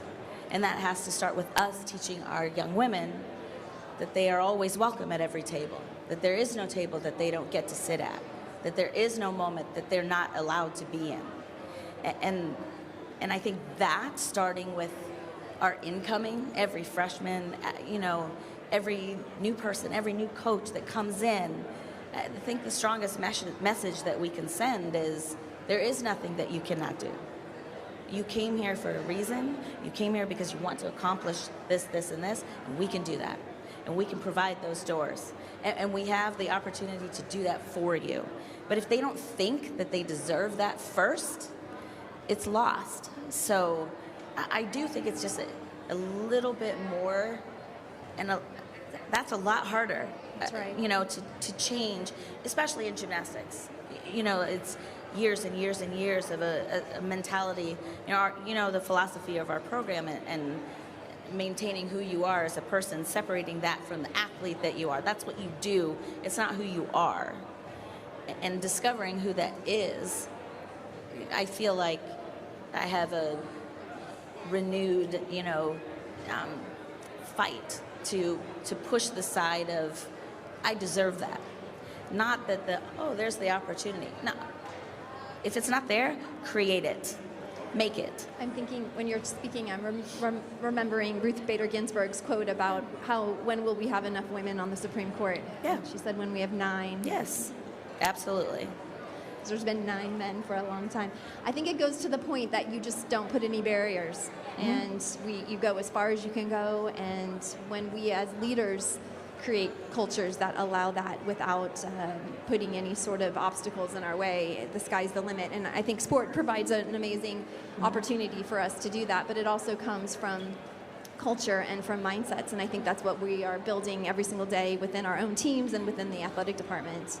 I think that's really exciting. And when I think about you, Clarissa, man, we're going to look back 50 years from now, and this will be the very beginning of D1 women's wrestling. We have no idea where you're going to go from here. What an exciting time. Yeah, and it goes, I think it's very much so like do, be, have, right? Like do wrestling or do gymnastics, do rowing, be who you are, and then have those opportunities, right? Rather than waiting on those opportunities, like having those opportunities and then doing and being you, right? So I think for the next 50 years, or hopefully sooner, women's wrestling is still an emerging sports status right now, and we would want to compete against other Big Ten programs, big Power 5 conferences and Ivies, and just grow the sport. And at the end of the day, for women in athletics, we just want to empower the women that come through collegiate athletics, So I have a couple thoughts on that too, because I actually really believe that the next 50 years, where I see the change, I agree with you, Megan, in terms of media and coverage and the publicity, and I would love to see that, you sell out at your meets, Larissa, and that we sell out women's wrestling meets, and we get all sorts of people following around women's golf at Finkbein and on the river and at HTRC when we're playing tennis. And I think really being able to tell our stories and have our community understand the product that we're producing and the value that it's creating in the lives of these young women will create an amazing snowball effect that'll be able to grow these sports in really, really powerful ways. And so what I also think the next 50 years will unveil for us, because we are young, we are just now coming into where we have enough alums who have reaped the benefits of the great experiences of being a part of athletics. that are now in a position where they can start to know the value of this experience and contribute back to ensuring that this experiences continue for many more generations. And so what I would love to see is women supporting women, especially our alums and other women that have been impacted by the sport experience, to continue to double down in whatever way that might be, whether that is attendance or whether that's financial and donor support, to be able to get back and contribute to make sure that we are allowing these opportunities and expanding them for more and more women to grow, because we all can attest to the leadership qualities that come through sport. And on that note, you know, the University of Iowa has a HERky's program, which is a program, it's a capital HER, which has 3 pillars: support, empower, and engage. And within those pillars, we're really trying to raise the profile of Iowa women's athletics, and I can't wait to see where that is in 50 years. Talk a little bit about what the HERky's program, what you think of that, and what that means to you and your program, and how you're communicating about that with your alums. Yeah, we've been trying to find some different ways, I think, to pull them in. The podcast has been, you know, amazing, I think, just to get some of our alums back in contact and hear the stories of maybe people they played with, or other, you know, great stories of some other women that are currently in our athletic program. So we've definitely been pushing that a lot. And then I think our players talking about it. We're going to host a women's golf clinic October 22nd with the mission of kind of the support to come out and get to know our team, and for our athletes to spend some time with women. And our goal for the year is to have a ring of 50 women that give to our program. So whether that's alums or women in the community, but just to kind of circle our program, it was kind of our mission, and we're very excited about that. So we're going to kind of kick it off with our golf. We want our players to give back. We want them to see them in action, but we also want them to lead in that respect, and tell them a little bit about their story, and, you know, and hopefully we can encourage some of these women to circle around us and help us move things forward with our golf program. I love that idea. Yeah, I love that idea. Can I sign up for that clinic? Sorry. No, I think the empowerment of young women is such a powerful tool for all of us as coaches. And, you know, in our program with women's rowing, we talk a lot about how empowering you to do more and be more than you maybe thought you were when you walked in the door, and when you walk out in 4 years. And just a stewardship where, you know, you pay it forward, where it was good for you while you were here, but let's make it better for future generations. And what does that look like? Maybe it's a financial gift, maybe it's time, maybe it's sitting down and giving career advice to one of our young women. And then just be kind of a shining example of what an Iowa athlete is, so that I can point to you when you graduate and say, see, they did it, you can do it too. So I think that empowerment comes in many different ways, shapes, and forms, and just trying to build off of that and move everything forward. The whole concept of women celebrating women right now, I think, is something that is really powerful. And like you said, you just feeling the fired up energy about this, you know. And at this time, as we move into a new phase, Clarissa, you are about ready to move into like an amazing facility right off the bat. Yeah, I walked into a gold mine here. Seriously. I mean, I think the existing facility is amazing, you know, coming from, you know, we don't have that anywhere else across the country. So, yeah, thank you to the brands, coaches, and everyone behind that, and getting that facility, you know, going. I have to tell a really quick Coach Brand story. So last Wednesday when we were at Carver for the documentary, I kind of glanced up the concourse at Carver, and there, sitting all by himself at the top of the concourse, was Coach Tom Brands. Oh, my heart. Like he doesn't have enough things to do, and he took his time and sat there. And I also will say that the following morning at 6:45 on my porch when I was having coffee, I got a call from Coach Brands, and he's like, that was unbelievable. Just love that man. Yeah. Megan, you have an incredible facility and are entering into the next 50 years with an incredible clubhouse. Yeah, I think that's a really fitting for us. I think, just the support that we've had to be able to enhance our facilities has been unbelievable. We really feel like we have our home away from home, just a couple minutes. But the most exciting thing, I think, is that clubhouse and what it's created for our community and a place to come. I think everybody enjoys coming out to Bumps and sitting on the patio, and there's nothing better than watching the sunset out there. And I think our hope as a staff and people that obviously love golf is, I hope we see a lot more young women's golfers out there. And, when you can provide a place for families to come, hang out, engage, it's just a very positive thing. So we're very fortunate right now to have Jordan Amelon on our team, an Iowa City native. Her mom's right here, which is great, but they have literally probably lived at Finkbine more than at their home. So I'm glad that we have enhanced their home out there, because now they have a nice place to take dinner from or to be out there. So it's just been a really special place, and I hope that we can create more golfers from Iowa, from surrounding areas, and that was really very special for our community. And Jeff, you've got the state-of-the-art facility of all crew programs. Yeah, very fortunate to have the P. Sue Beckwith, boathouse here on campus. It is a world-class facility. We have athletes and visitors come from all over the world, and our facility is better than most national teams. And we're pretty lucky to have one of probably 5 facilities nationwide that is dedicated just to female athletes that is on campus and things of that nature. And we're really proud about the fact that it's the first building at the University of Iowa named after a woman. So just keeping the theme going that, we're first. And Larissa, you are going to be a part of the next 50 years and the phase that's coming to the University of Iowa. Let's talk a little bit about plans to enhance facilities over on the west side of campus, which includes a gymnastics facility that will be combined with Spirit Squad.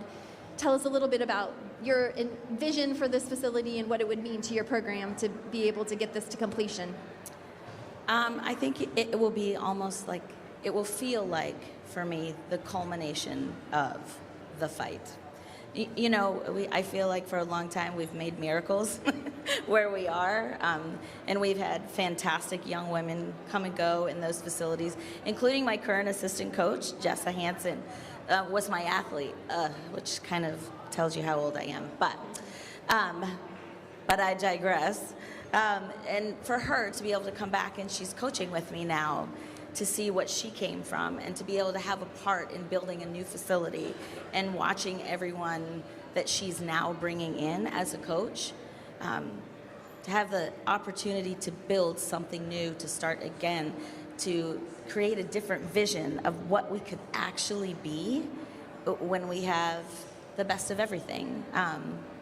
We feel like we've got it pretty good. We've got everything among our team. I think, and I tell every recruit that comes here, every place is going to have a learning center, somewhat a decent facility, that we're all going to have relatively the same things. But you will never, ever find a team or a staff like mine. I will put them up against anybody in the world. They are, bar none, the best people. And I just feel like it's so hard to find good human beings these days. So I feel grateful that I get to go on this journey with them and look at building a new facility, working with Spirit Squad and the dance team, and what we could possibly make that out there together instead of staying separate, because I feel like there's a component and aspect of all of that in all 3 of our sports. So I think it's an exciting time, not only just, women's sports, women's gymnastics. We're coming off of Adeline Kenlin having gone to the national championship and finishing second. On balance beam. And she's an Iowa City native. She grew up here. What a better story. I'm very hopeful that she wants to take another year, so I'm very hopeful that we'll be in a new facility by then. And I think once that's there, the opportunity for recruiting at the next level, it's so crucial to have that little piece. And where we could go, I feel like the sky's the limit. So it is really exciting. So the HERky's campaign will be looking to really take off into a next level. And the HERky's campaign in the next 50 years will include fundraising for the new gymnastics Spirit Squad facility, upgrades to our softball facility, the new field hockey operations building, a new athletic training room, refueling room, weight Strength and room, conditioning, the strength and conditioning room, all out at the West Side campus. So the vision of what that West Side campus can develop into is going to be state of the art. And I think this also links back to knowing our history and knowing how much pride we have in our history and how many times we were first. We were first in the nation in so many ways, and using that to motivate us to continue to be first in so many ways with our facilities and our commitment and our success. And can't encourage enough of all of our Hawkeye fans to support this great endeavor and to support the HERky's campaign and to support the ongoing efforts to give all of our student athletes the best facilities for them to train and compete with and to become leaders in the world. So we have a lot to look forward to, and we need everyone's help. So this has got to be a team effort, and we're calling on all of our community, everyone that knows the value of athletics, all of our alums, to get out there. And the next 50 years, it will take all of us working together to be able to double down on Iowa women's athletics and literally make it be the continuing legacy of wonderful, historic first and trailblazers as we move into more trailblazing ahead. I want to thank all of you guys for coming out today and joining me at FRYfest. You are all incredibly busy, and there's recruiting over a football weekend, there's practice, and I appreciate all of you, and I am lucky to work with all of you. Thank you. Thank you, Sasha. Go Hawks. As always, we always sign off that way, right? As always, go Hawks!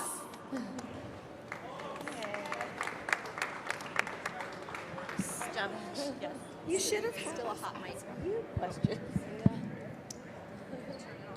We should have turned it and had us ask you questions.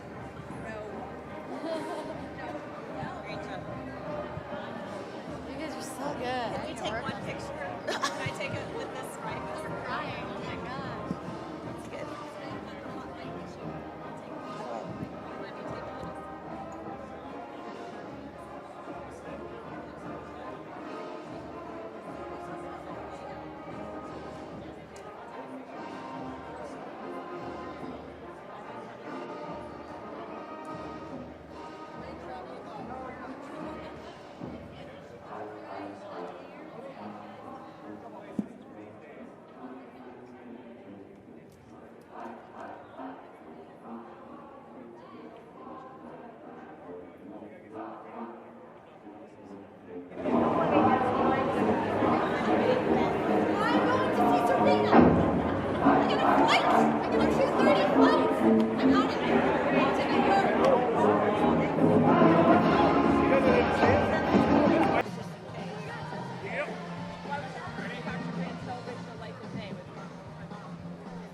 Okay, I think we're ready to get started again with our second panel discussion of the afternoon.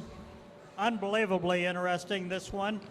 It's about the 50 years since the inception of Title IX and how far women's athletics have come in that time. And it's obviously something we're talking night and day as far as they've come in all those years. And I can say when I started working was just about the time you're talking about, since I started in 1971. So it's a time that back then, quite frankly, there was very little in the way of women's athletics at the University of Iowa or anywhere, and we've come light ages away from that. So, woo!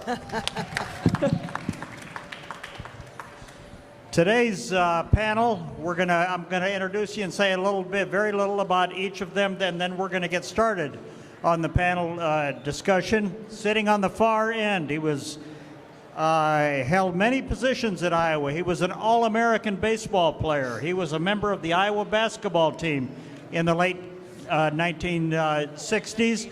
He was also a member of Iowa's baseball team that went to the World Series.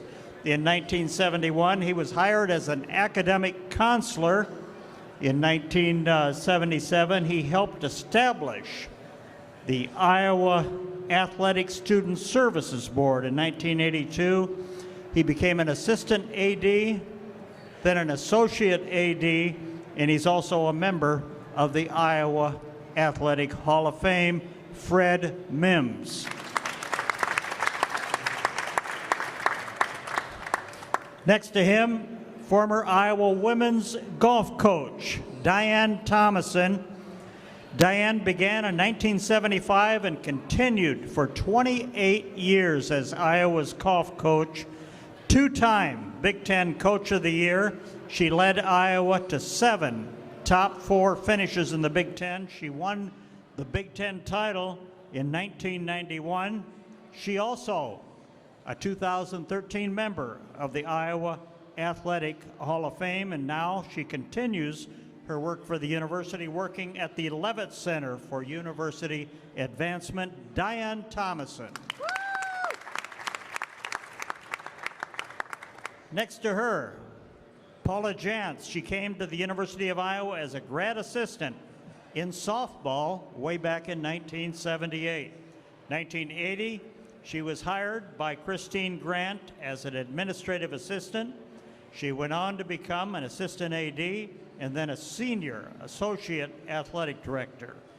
37 years she's been with the Iowa Athletic Department until her retirement in 2017. A long and distinguished career, Paula Jantz. You know this name more. She's a Title IX expert, Ruth Ashton Johnson. As I said, an expert in Title IX and women's athletics. She's a longtime coach in this area, and I think you remember the family name. They are responsible for Iowa's beautiful cross-country course, the Ashton cross-country course, just on the west end of town. Ruth Ashton Johnson. And finally, former Iowa volleyball coach, 1982 to 1988, still Iowa's winningest volleyball coach with 136 career victories. She led teams to 4 20-win seasons in her 7 years as head coach. She was Big Ten Coach of the Year in 1983. Sandy Stewart, welcome back. We're going to start this out by basically saying everything began in the area of about 1971, 72, and that was with the AIAW. So, and it started then, and Title IX came shortly after. So I'd like, Fred, I'm going to come to you last. Fred is going to be here. He was in senior administration, and we're going to ask his opinion later on how it was working, because he worked with the men and the women, how from the senior administrative point of view. So we're going to start, and we're going to go right down the line here. And tell me, first of all, 50 years athletics, as far as it's come in women athletics. And I can say, almost from an embarrassing point of view, when I was in high school, I don't know that we had any women's athletics. There may have been some 6-on-6 women's basketball, but other than that, very little of anything. And now it covers the whole spectrum. So tell us how you're feeling in the last 50 years, and then later on we'll get into your coaching career in that. Perfect. Great. Sandy Stewart. Hello, everybody. Go Hawks. So I was kind of the tail end of getting some of the benefits of Title IX since I was a senior in high school in 1972. And I happened to grow up in Nebraska, where we didn't have a lot of sports, but we had an advocate. And so if you had an advocate that went to bat, you could get women's athletics, but it was very limited. So I had the pleasure of going and playing in the very first state volleyball tournament in Nebraska in 1972, where we lost. And went to the University of Nebraska thinking, oh, great, I'll have some opportunities. There was nothing at the University of Nebraska when I started. And I remember growing up in Nebraska watching the Iowa girls basketball tournament on the Omaha Channel. And this was before Title IX, but Iowa girls basketball was huge. And I would beg my parents to move to Iowa because I wanted to play basketball. But in my hometown, they had basketball. You'd go and you'd look through the doors. And I want to give a shout out to Jeff McNutt, whose artwork is amazing. because so many women would go into the gym to practice, and they say, oh no, boys only. And so you'd be looking through the gym doors, knowing that you could compete with them. So that was kind of my memory of early on, but then to be able to come here in '82 and see some of the growth at that point is fantastic. So early on, I think people realized it's just, there was a lot of pioneers who made it happen. Okay, next, I'm not going to move right down the line. I want to move to Diane Thomason. She's probably going to give us a little bit of a history of where we started and where we came from and where we went to. So as far as women's athletics, and I think it's on. You'll have to pull it a little closer. Right here? Oh, yep. Diane Thomason. Thank you. I grew up sort of like Sandy, although I am older than Sandy, but in high school we didn't have anything either. Went to Iowa State. There was nothing until my junior year, and they decided that they would start a golf team, and I'm like, oh, yay, that's great. Truth of the matter was, I started when they said they had a swimming team, and I'm like, oh, I can do that, because I coached swimming in the summer. About 2 weeks in, I said, I don't like this, and they're starting a golf team. I'm moving on. And I said, I went in to talk to the swimming coach, and I said, I'm really sorry, but I'm leaving. I'm going to go play golf. And as I left, I think I pretty much heard her say, oh, thank God she's gone, because I wasn't very good. Anyway, but at that time, still, which is true here at Iowa, in the early 70s, prior to 73, we had tons of club sports.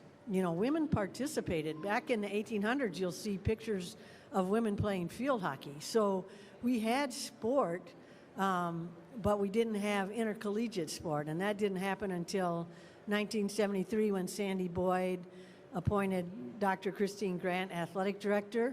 So we were a separate program from the women's program, or the men's program.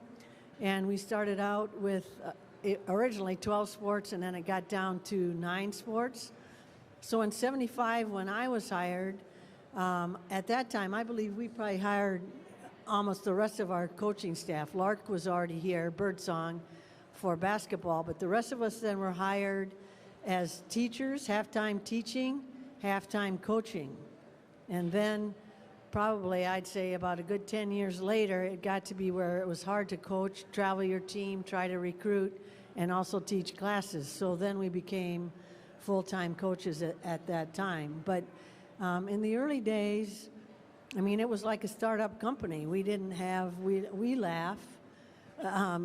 We were located in Halsey Gym, and we had 2 phone lines. Imagine this, 2 phone lines for all of the 12 coaches, Christine, a few assistants. And so you'd sit in your office and you'd look at the phone, and if the light was on, you knew you couldn't push the button, but if it was off, you got on it as fast as you could. Was that with you too, Sandy, then? Or we had more?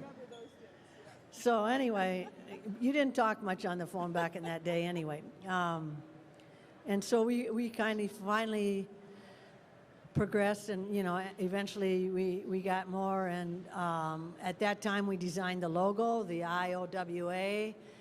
We decided and really selected that. We said we don't want to always be saying women's athletics. We didn't want to be the Lady Hawkettes or the whatever, you know. And so we just said having the female symbol would define us as a women's team. And that became really very popular with all of our teams. And we're looking forward to celebrating 50 years now, starting, well, actually now and in through the next year. And we would like to just do a couple shirts, you know, for us old timers that have the good old logo on it. But moved on from that, so we decided our logo in 76. We were offering scholarships for the first time for women. And things just continued to get better. I'm not going to keep talking the whole time. I'll let Paula kind of take it from here too. But it was a time we were definitely on the leading edge, and having Christine being in on what the Title IX guidelines were that they were writing, she would come back, she would tell us everything that was going on. We had autonomy as a women's program, so once again, we had a leader who knew what was happening, what was new, what we needed to be doing. So we were always in the forefront and very lucky to be there, so that our colleagues in the Big Ten, And we always played Big Ten competition prior to 82 when the Big Ten decided they would recognize women's sports. We looked at each other and said, well, we've always been playing women's sports. But we just felt like we always had an edge over everybody else. And our colleagues would always say, what's going on? And yeah, you got it good over there. And we did have it good. And we were proud of the fact that we were Iowa and we led the nation really in a lot of different areas. In case, because I had to ask a number of years ago, the AIAW, Association of Intercollegiate Athletics for Women, when it began in 1971 and 72, there were only 278 teams in it, so things have changed, obviously, quite a bit through then. Back then, as I was sports information office, there was a women's department, and there was a men's and women's SID department. Everything was separate. I'm not saying everything was equal, because obviously back then it wasn't. And, that's a sore point, and everybody's ashamed of that right now. But next we're going to bring up Paula Jantz. Paula, you were the one thing I'm very proud of through all of these years, all of these people here, Fred included, all of them, we had the honor of working, and last year we honored Christine Grant, but there are two athletic directors. There are no finer athletic directors there were in the country. We had the honor, both under one roof, of working with Christine Grant and Bump Elliott. They worked well together, and I think that's one reason that Iowa is one of the leaders in the country, athletics, men and women. It's because of the dual role we had. And I'll just, before I go to Paul, I'll share one story that I remember that was told to me in 1981, 2, and 3, when the building and the planning for Carver Hawkeye Arena was going on. They were bringing the final plans into Bump Elliott.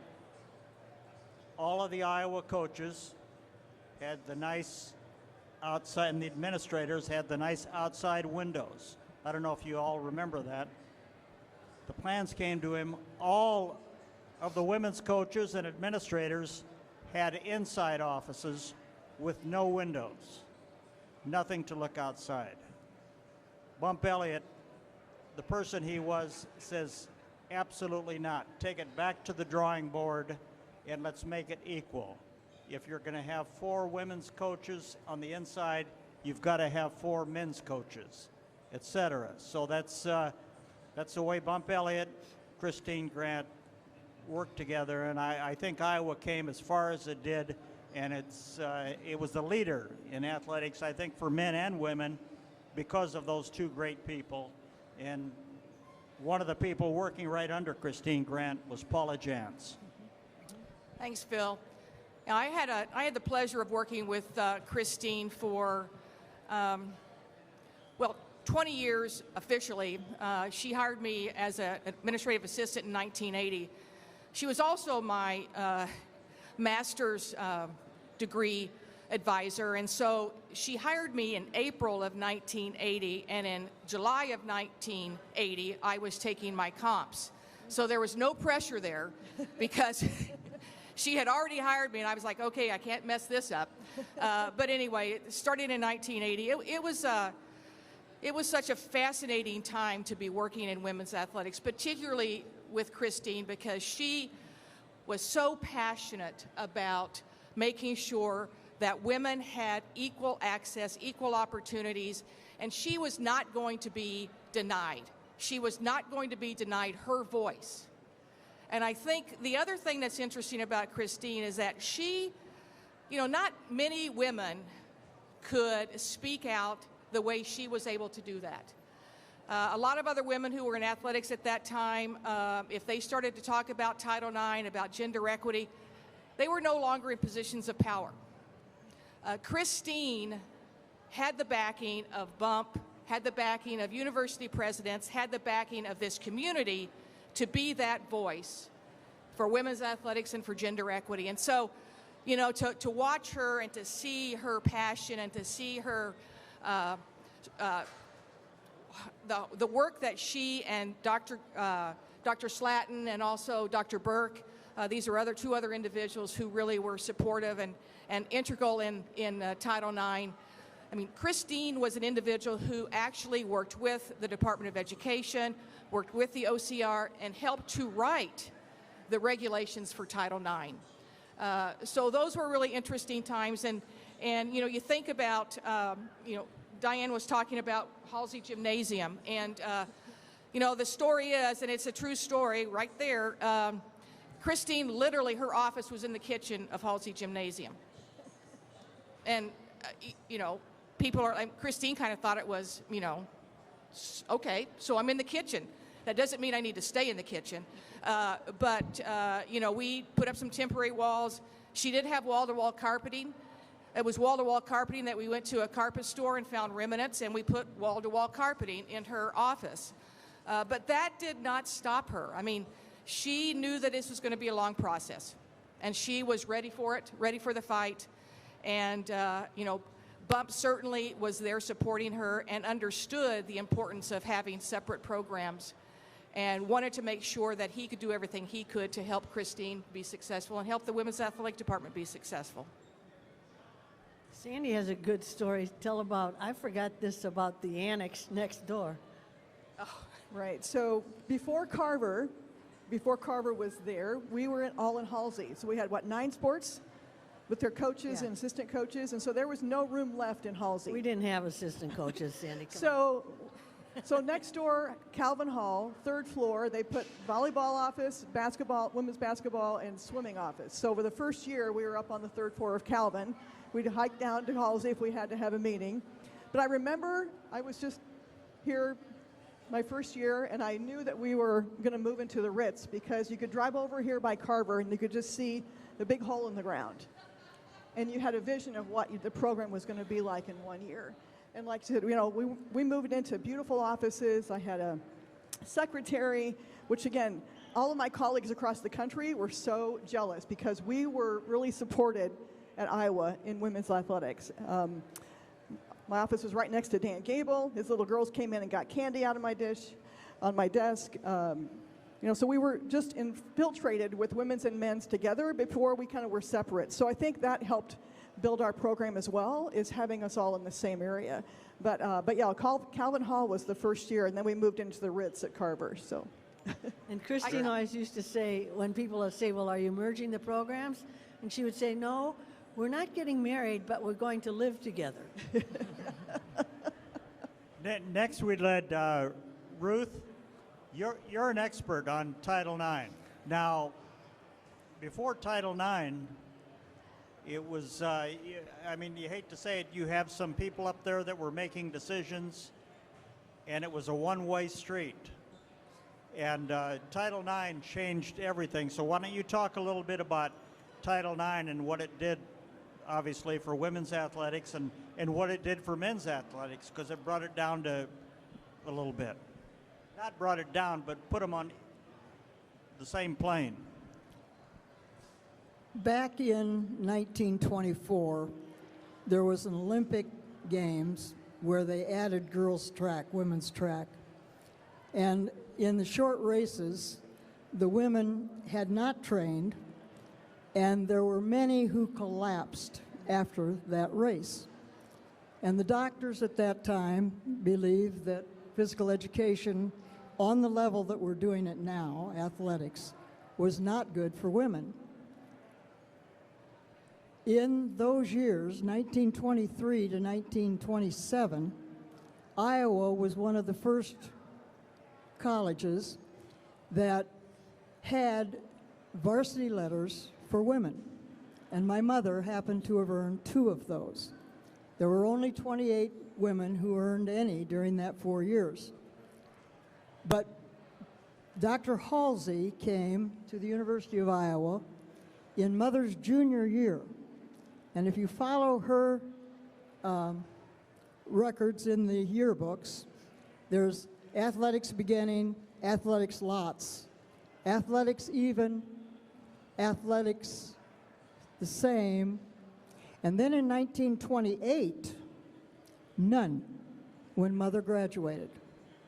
And in that next yearbook, you find little Jessie had brilliant visions of winning an I in WAA, but that was before she went out on one of the athletic girls' hikes. Hiking, she admitted, was a bit strenuous, and so she took up horseback riding. And after one afternoon of bouncing up and down on the back of an equine, which Jessie opined was at one time must have been a circus horse, she decided that athletic glory should go to others. I prefer the modest, demure type of girl to the athletic sort anyway. You will find that in the 1928 yearbook, verbatim. At that time, the high school girls, the men decided that athletics was not good for girls either. Well, the small schools in 1926 decided that athletics was good for girls. And so the Iowa Girls High School Athletic Union began in 1926. It had basketball only until 1955, I believe. But it was the small schools. The women were against athletics. They liked sports days and that kind of activity, but not vigorous activity. When I graduated, well, Dr. Halsey and I graduated from the university in 1955 at the same time. And that's when Dr. Scott became head of the department. And in 1964, Chris Grant came. Well, during the time of 64, well, in 1955, I began teaching in Davenport, and sports days we had. And then I went to a private school, and sports days was the only way that you could really give any intramural activity to the girls. But the interesting thing was the Illinois schools could not participate.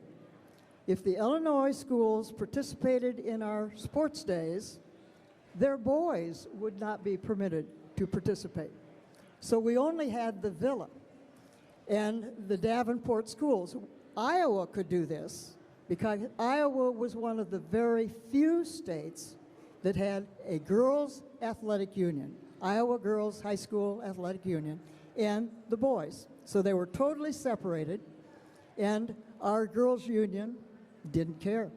They thought the more activity, the better. I was able to do activity at West High because I had an intramural contract, a $300 intramural contract. And Butch Stolfa told me I could do whatever I wanted. Well, guess what? I did. But I had to make sure that the space I used was not used by the boys. Field hockey, nobody cared on that field, thank you.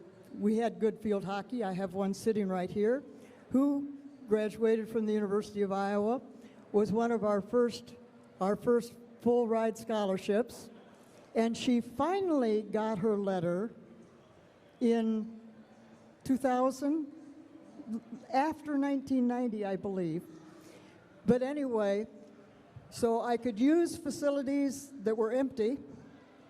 I did not publicize anything. We raised our own money. I, of course, had my $300 for field hockey and gymnastics and swimming and volleyball and whatever.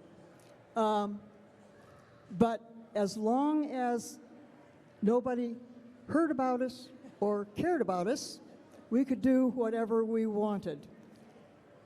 Now, when in 1966, Millie Barnes was then the hockey coach at the university, and she got me interested again in the state action, and I became chairman of the Division of Girls and Women's Sports, which became, under Millie, and with Wayne Cooley, who came in '55, an advisory committee.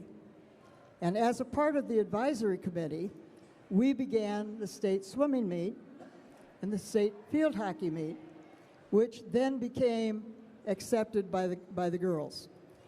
The Iowa girls have always had a wonderful program. Iowa was the first school to allow men and women to be admitted on an equal basis. And Dr. Grant put the crowning gem on the top of Iowa for the university, because Iowa University was also the top of the country. And field hockey, she was quite a coach, began a lot of the United States field hockey, though she never coached field hockey here. But I believe she was instrumental in getting a lot of kids to come play on her team. It's been a wonderful ride. 1971 was the Division of Girls and Women's Sports Conference at the Rocky Mountains in out west. And they came up with the resolutions, which then went forward to become Title IX in 1972. We had 3 resolutions. One of them was an alternative for the girls' high school physical educators. First, demand a change in your school community to recognize 50% of the students are individuals with certain rights. Entertain the thought of effective action by changing positions or schools.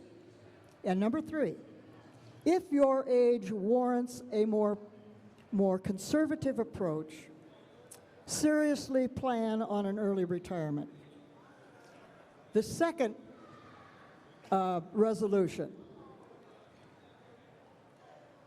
Whereas the participants of DGWS National Conference on Girls Sports Program for Secondary Schools feel that education is for all and that the sports program contributes to the educational process, and whereas it is the responsibility of the local school boards to provide an equal sports programs for all girls and boys, therefore be it resolved that the local school boards provide sports programs, provide equitable budgets, and anyway, the result of this, we had physical educators who traditionally the women had been anti-competition. 71 consolidated and changed that, and all over the nation went to their Congress, and this resulted in Title IX in 1972. But Chris Grant did really good. That's very, very, very interesting. Thank you. Fred, you were on the other side of the fence, not the other side of the fence, but you sat in all these meetings. Sure he was. Yeah. Well, you know, you sat in all these meetings. So tell us your viewpoint from yours and Bump Elliott's and working with Christine, how it was as far as the difference between the men and the women. And I'm calling on Fred now because he's going to have to leave. He's had a long scheduled doctor appointment this afternoon, so we're going to let him go after he speaks here. Appreciate it, Phil. Can you hear me? Okay. Well, you know, I'm very honored to be here today to talk about Christine and Title IX, give you a little bit of history. In my family, there were 5 boys and 1 girl. In my cousin's family, there were 5 girls and 1 boy. And we were all very close in age. And we all were very much into athletics. And at the time we were growing up, my cousins, the female cousins, were better athletes than guys on my side of the family. And so as I got to college, I had the opportunity to represent the United States in the 1971 Pan American Games. And one of the things that I remember most was a basketball game between Cuba and the USA. We go into that arena, it's packed, 15,000 people packed, jam-packed. And all you can hear during the contest was USA, USA. And then the noise was ear drumming that comes to your heart. It makes everything feel so alive in that. And that's the first time you realize that women's sports had the same impact as the men's sport. The international games there, they went after each other, and it was a very thrilling and exciting contest. But we hadn't cultivated that in the States as well. And so later on, when Christine became involved at Iowa, changing things, I kept remembering that. I kept remembering that atmosphere and so forth. And remember my cousins wanted to participate in the same level as the guys. And so when Christine and I visited about things, she came to me one day and she asked for my assistance. And I said, sure, what can I do? We've got a chance to bring a coach in here that's going to change our program in many ways, especially women's basketball. And that was Vivian Stringer. And so she asked me to help recruit Vivian and Bill to come to the university. So we spent a lot of time. I got to know Vivian and Bill very well.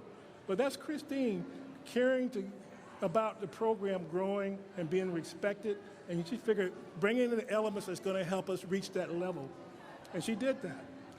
One of the things I can say is that I'm very proud to be a part of administratively. Bump Elliott and Christine Grant's relationship was superb. Bump believed in the causes that Christine had espoused, and knowing that they need to work together to accomplish that. And that's what he did, and that's what they did.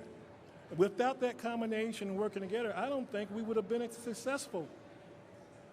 Maybe a longer period of time would have had to go by, but as was stated up here earlier, people recognized the camaraderie we had here at Iowa nationally. And that's because of Bump and Christine's interaction. And it wasn't easy at first. It wasn't easy at first because everyone's territorial. Trying to bring things together wasn't easy. We had to smooth it out. We had to sit in a lot of meetings and discuss our steps and how we were going to get it done. For example, I developed a student services program. The women's program had something a little different, but they had a service program, but not as elaborate as what we had. And so talking administratively of how we're going to bring those programs together was a task, a delicate task, but we achieved it. One of the things I think that made it possible is that Christine understood my dedication for helping students, no matter male, female, whatever, and making things better and create a culture in Iowa that was envied by many people around the country, and we were able to do that. And bringing coaches together to understand how they can help one another was very important as well. And then making sure that at the Big Ten conferences and other NCAA conferences, we stood together and helped support one another for the changes that we felt needed to be done for students overall. So that was what I take from that. But character, positive approach to things was something Christine was able to do along with Bump. And we had great success and great respect nationally from what we did. Thank you, Fred. We know where you were. We know how far you've come. Now, where do we go from here? What's your opinion, all of you? Where do we go from here for women's athletics? And you can speak to men's athletics too, because obviously the goal is to have them all on an equal footing. So why don't we start with you, Diane? I'll start. We have made great strides. We've had a fantastic, fabulous past 2 years in men's and women's athletics. Probably have won more championships on the men's and women's sides than we have maybe ever. Along with our national championship, but a lot of individual national champions. So I feel like we're still on the right path. Our mission really is win, graduate, do it right. And I do feel that the most important thing that you have in a program is your coaching staff. I mean, you have great administrators. They hire great coaches. We always said you can't legislate morality. You either hire good people and they do the right thing, or you made a bad hire. And so You know, it was important that we always had a group of colleagues that got along. We're always, you know, focused on the mission, and that's where we are now today, where our kids, I mean, if you look at the things that our student athletes are studying now, you know, the word dumb jock went out the window probably 15, 20 years ago. These kids are smart, and they are pursuing degrees in fabulous areas and then going on to become very successful student athletes in the future. So I feel like we're on the right track. We have a new thing that we're going to be bringing out. We've been talking about it, but we're going to start what we call a HERky's campaign.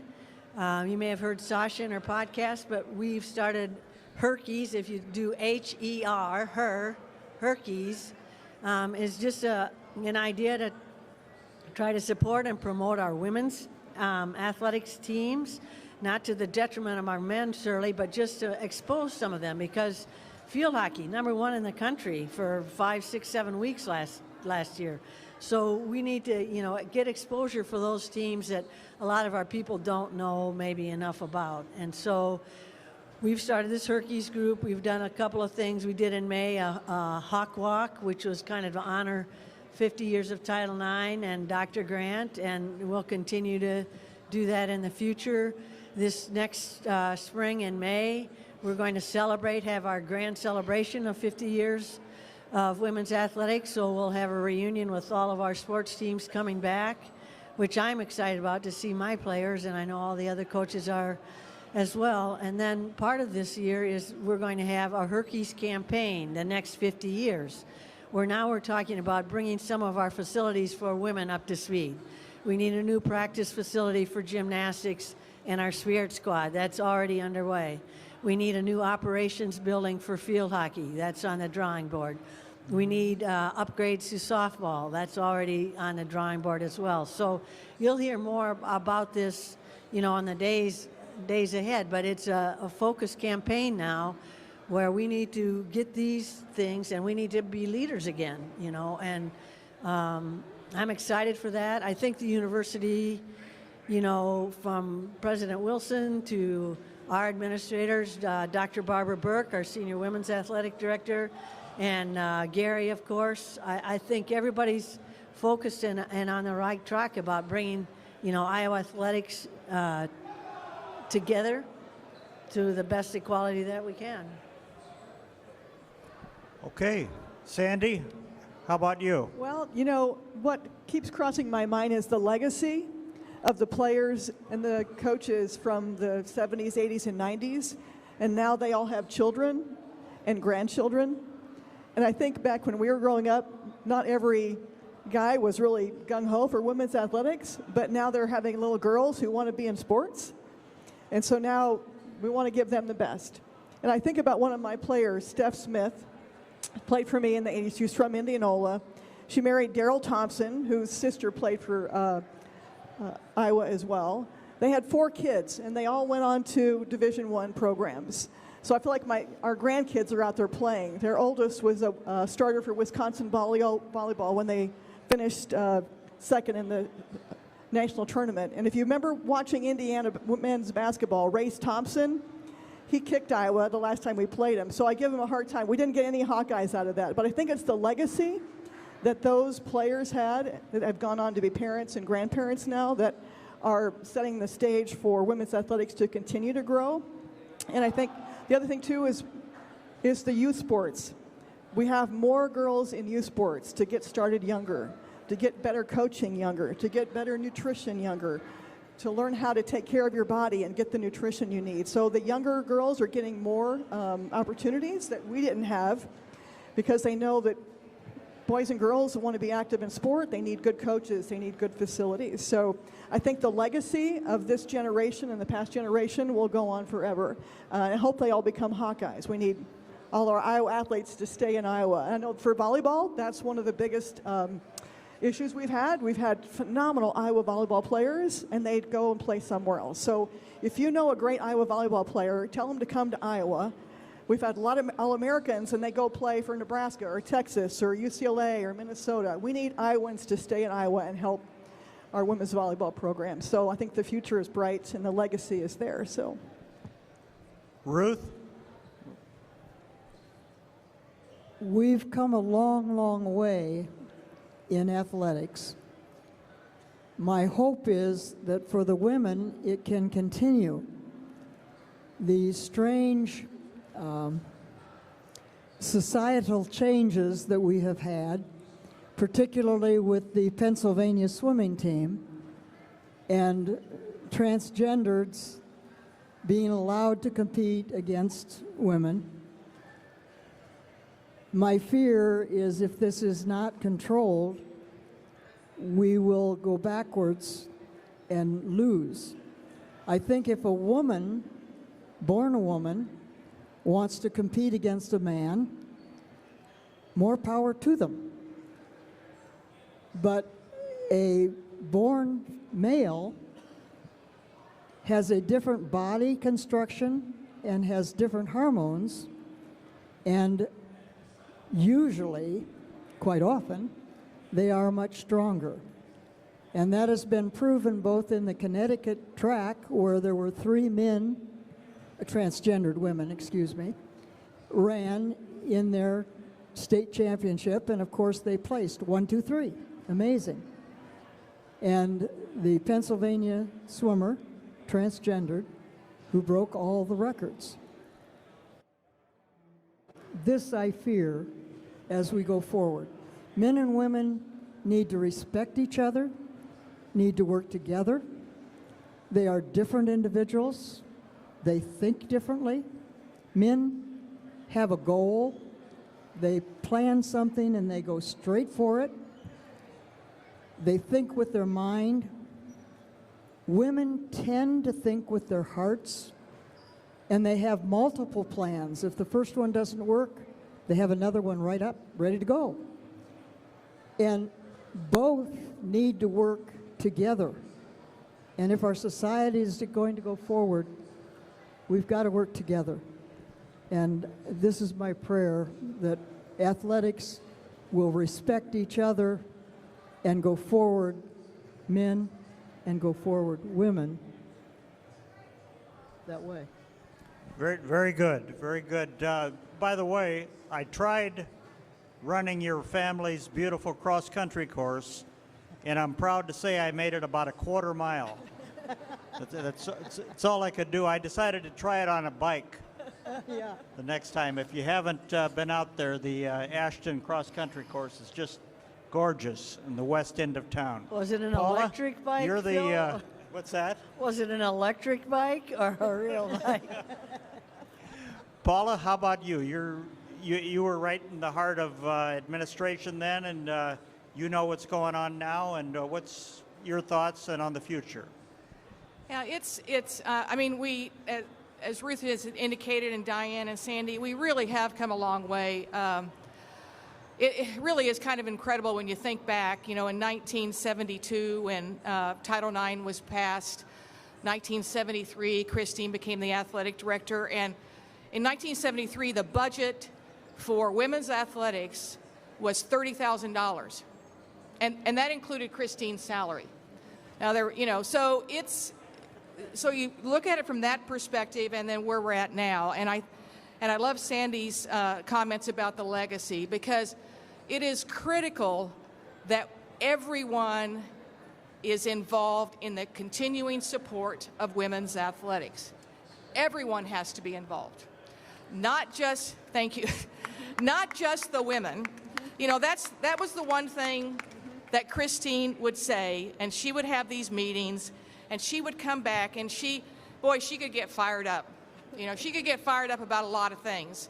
But she kept on saying and trying to remind people that women should not be the only individuals who are fighting this fight. And she said, it is not our problem. It is the problem and the responsibility of the institutions, of the colleges. It is their responsibility to provide the same opportunities to the men and to the women. So Christine was adamant about that, and she did not hesitate to tell anyone and everyone who would listen, and those who would not listen, that was the responsibility of the institutions. But, and again, she was so, she emphasized education so much. And I think one of the things that she did her entire life was try to educate individuals about the benefits, the opportunities, and what athletics could do for men and women.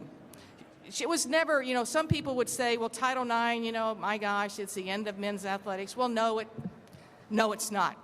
Never has been. That was never the intent. Christine's emphasis from day one was opportunities for men and for women. Now, obviously, the reason Title IX was passed was because there were no opportunities for women, and so that was so important. And as Christine said, there were two things that really emphasized and helped women grow in our society in the United States. And that was the right to vote, and then the second one was Title IX. Because those two things advance women to a significant degree. So we can't forget, we can't continue to fight. Christine's legacy is too important to let slip by. You know, I think it is so important for us to continue to financially support women's athletics, financially support, you know, our campaigns that we have, and continuing to increase the facilities and the opportunities for our women. You know, I had such a great career here at Iowa. You know, to be able to work with so many great people, Diane and Sandy.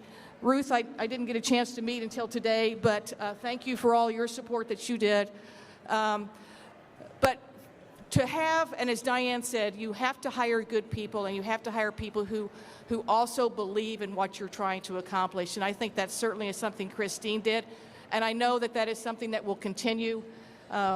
Iowa has always been supportive of women's athletics, and I know that the emphasis on the 50 years of women's athletics is going to kind of help us push forward to the next 50 years. I mean, we have to continue to remind people of the importance, and you know, our student athletes deserve all the recognition that they get. You know, our student athletes, men's and women's, but it is a lot of fun watching our female student athletes now. I am telling you what, these folks can do things that I could only dream of. That's right. I always wanted to be a center in basketball. Well, that wasn't going to happen. So you know, so watching Monica has been a lot of fun. But anyway, it's going to be great. We're going to continue to work hard. We're going to continue to see advances, and you know, with the support of folks like you,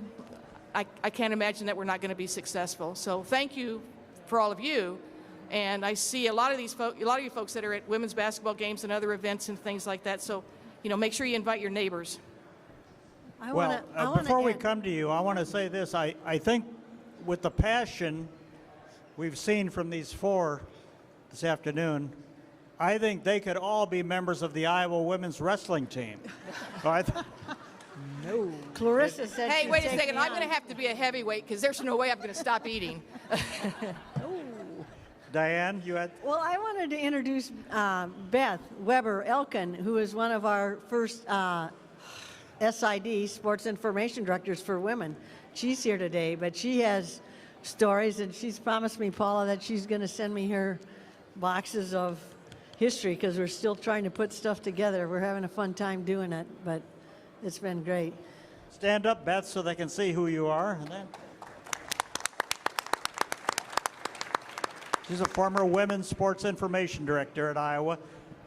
We're wrapping it up now. The women have come a long way. What is each of you right now, give me a closing, what is the one thing you'd like to see happen, let's say in the next 5 to 10 years for women's athletics? Sandy? You know, I just think what Dr. Grant was so adamant about, they're student athletes. Keeping the focus, they're student athletes, and they're here to get a degree, but they perform magnificently on their court in their sport. but to keep that balance and to support them academically and in their athletic endeavors. So they're not professionals. They are student athletes, and we want to support their education. So that those who are active in sports, when they retire, that they continue to be active. The Olympic program in our country, especially for older people, a lot of people make fun of that, but it is important to stay active and to stay energized and to keep doing. And even though your times and your skills and your abilities go downhill, sometimes rather rapidly, keep on keeping on.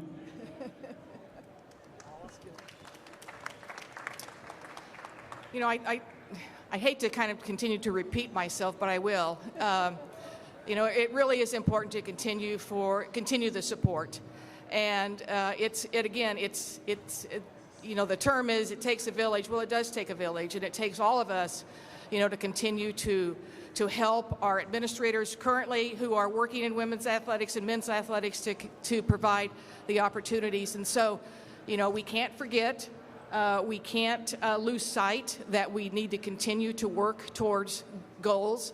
And I think that's, as long as we have folks who are focused on doing the best that they possibly can do for our student athletes, I think we're going to have a great future here, and I don't hesitate.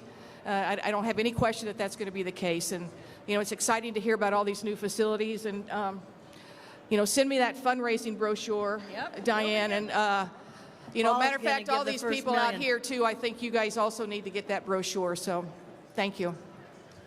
And kind of to tag on to that, I don't want to give the impression that the most important thing is buildings, bricks and mortar, because it really is the individual. You know, our student athletes, I've had the greatest joy staying in touch with most of my athletes from the past. Played in a tournament with them this last Friday and had a blast. And so it's the relationships that you build with those student athletes, whether you're coaching them, working them, knowing them as fans, you know, that they are really people and they are here to be students and then pursue athletics. What's important to me is to see now the model of athletics stay in an educational setting. I think you see with what's going on, you know, NIL and all the other stuff, I'm worried that we're moving way too much toward professional sport and professionalism, and I think it needs to stay in the college. It's an academic thing, and truth of the matter is most of our students do take advantage of getting a great education. And what I get great joy from is when I hear some of them say, yeah, I'm getting my master's degree. So they're working it and they're doing the right thing. So for me, just keeping a sane mind that more is not always better. I mean, I look at, truthfully, what the student athletes have today from what I had even when I was coaching, and it's amazing, you know. So don't ever believe that these are poor student athletes that have nothing. They are treated very well, especially here at the University of Iowa. So student athlete, important to me. Education, important to me. Keep athletics sane and in the right mode. But thanks for coming today and keep supporting them. We have a field hockey game today at 3. That's what I would say is if there's a sport that you don't really know much about, you know, volleyball's playing now. Here in Extreme Arena. Softball will play a few this fall, but field hockey for sure. If you haven't seen field hockey, it's awesome. And I remember, so Ruth and I, just an aside, which I'm sure you all really care about, but I taught at Davenport Central. That was my very first teaching job, and Ruth was at Davenport West. And I can remember we had field hockey, and ours was like the snake pick at Davenport Central, but we did have field hockey in the state of Iowa for a long time, and then it kind of ended up going away. But anyway, thanks for coming, and keep cheering on all of our Hawkeye athletes. They're working hard for you. Just going to kind of end on one last thing that Christine always reminded us was that, you know, education is the most important thing. And Christine won numerous awards and was recognized across the country and internationally, nationally. But, you know, she told us one of the most cherished recognitions she ever received was when Grant Elementary was named after her. That to her was the greatest honor that she had ever received. And it just goes to show how and what Christine's focus always was on education and making sure that the student athletes were students. Well, and people, first of all, thank all four of you very much. And people always say, why Iowa?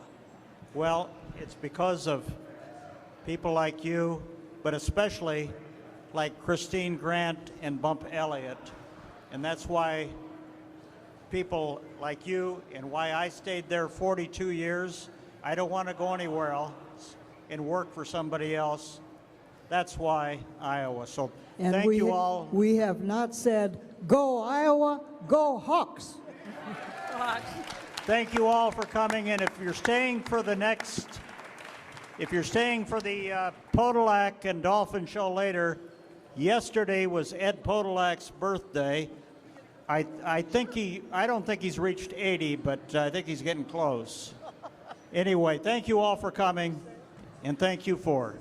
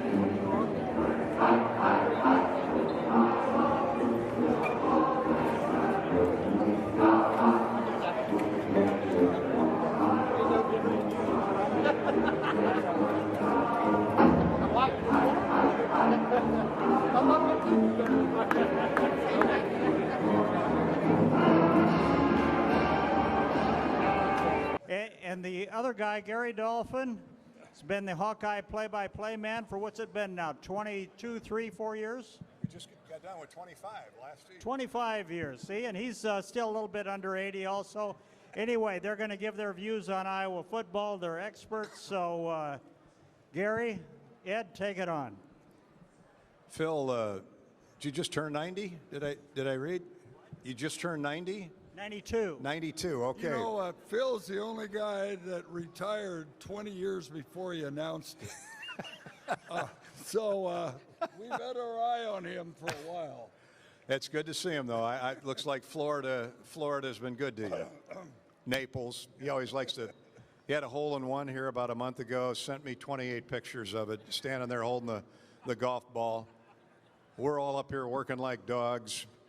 And he's enjoying the good life, but he's earned it. It was either his 5th or 6th hole-in-one, and I played a lot of golf, which means he never had a real job. If he could have 5 holes in one. He was a sports information director. I mean, that's all fun and games, isn't it? Especially if you're at Iowa. But hey, good afternoon. Great to see not only in this particular room, but throughout the building. It's really alive, and you can always tell when the football season's close by because FRYfest, Hall of Fame, induction ceremony tonight, half a dozen of young men and women that we enjoyed watching compete for a number of years, a few years back. And then, of course, football tomorrow, sold out regular season or sold out 7-game schedule and against a quality opponent tomorrow. These guys are really good. But I can promise you the Hawks aren't overlooking them. They'll be ready for the Jackrabbits. And this might be our first team we've ever played that has the nickname Jackrabbits. I can't remember another one. Well, and you know what? How about North Dakota is? Well, they're the Bison, I believe. North Dakota State? Yeah, and North then Dakota there's State. Somebody over there that is the Panthers. So those jackrabbits have to stay in front of all that other stuff. Oh yeah, jackrabbits. Yeah, they can run, they can hop, and they can run, and they've, you know, they're built a lot like Iowa. John Stiegelmeier, who's been there, what, 26, 7 years at South Dakota State. They've been in the FCS, the Football Championship Series. UNI's at that level. And you know, really, what's the difference between FCS and FBS? About 20 scholarships. I think last I heard, they could offer 65 scholarships, FCS, UNI, schools like Northern Iowa, and Iowa can offer 85 scholarships in any four-year class. Now, with the transfer portal and all these other things that he and I don't follow, entering the picture, those numbers could have changed. So really, they have 65 worthy Division I football players, and I'm hoping that Iowa depth will wear them down over 4 quarters. You know, I don't know, we'll get his thoughts in a minute, but you know, typically to me, the first game of the year, you're playing a lot of young guys that some are out of high school and they haven't played at this level. 70,000 screaming Hawkeye fans will be there tomorrow. So they're a little nervous. Once the game kicks off, I think they'll be fine. But where I'm going with this is typically special teams and turnovers on opening weekend. If two teams are pretty even, special teams and turnovers will, if you look at the Iowa State series the last few years, it's come down to turnovers and great plays by our special teams. Iowa had 140 yards of offense last year in Ames and won by 10 points. It was because of special teams and turnovers. And so it's gone Iowa's way. Hopefully it will again tomorrow. I mean, you've played in a number of opening day games. What say you about the first one out of the barrel? Well, the best thing is you don't have to practice against your teammates anymore, because until this week, the team's divided in half. Defense, offense. You compete every day in practice, and your teammates are cheering for an offensive gain, and defense is cheering for an interception or turnover. Now you get to go into the locker room and you're on the same team. And it makes a big difference. And you know, when you practice every day and you're used to idiosyncrasies of the offense or the defense, and the defense is always ahead of the offense this time of year. And that's because basically they react to what's happening, where the offense is trying to create something to happen. So I'm really excited about this. You've been to practice. I've been to practice. A lot of names on this chart that we have not been able to see play in front of 70,000 people.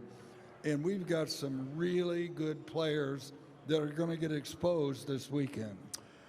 I can tell you this, Gavin and LaShawn Williams, who averaged 6 yards a carry in the Citrus Bowl. I mean, that's where I saw this young offensive line. We'll talk about that in a minute. But Gavin and LaShawn are going to be, well, they're already thanking God that they don't have to run anywhere near Jack Campbell other than limited practice contact Tuesdays, Wednesdays, and Thursdays starting next week.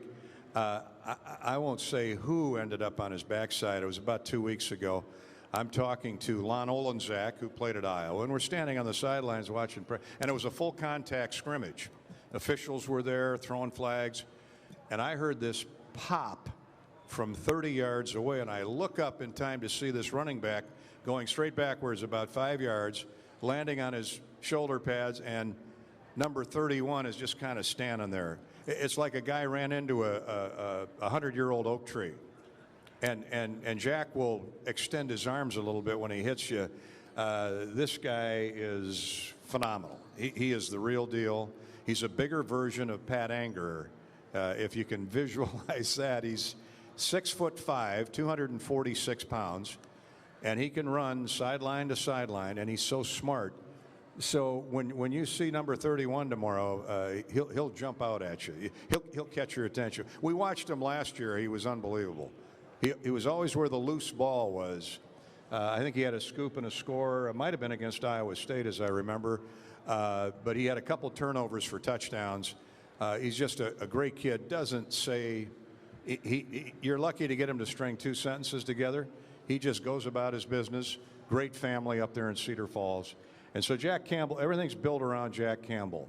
And he's, as he likes to say, that guy's a football player. Well, and Coach said when he recruited him, he went up to look at him, he thought he was a better basketball player than football player. So when you're 6'5" and 240 and you play middle linebacker and you can stuff a basketball behind your head, you're something special. Oh, we watched him play in the state tournament, you know, and he was about 40 pounds lighter than he is now.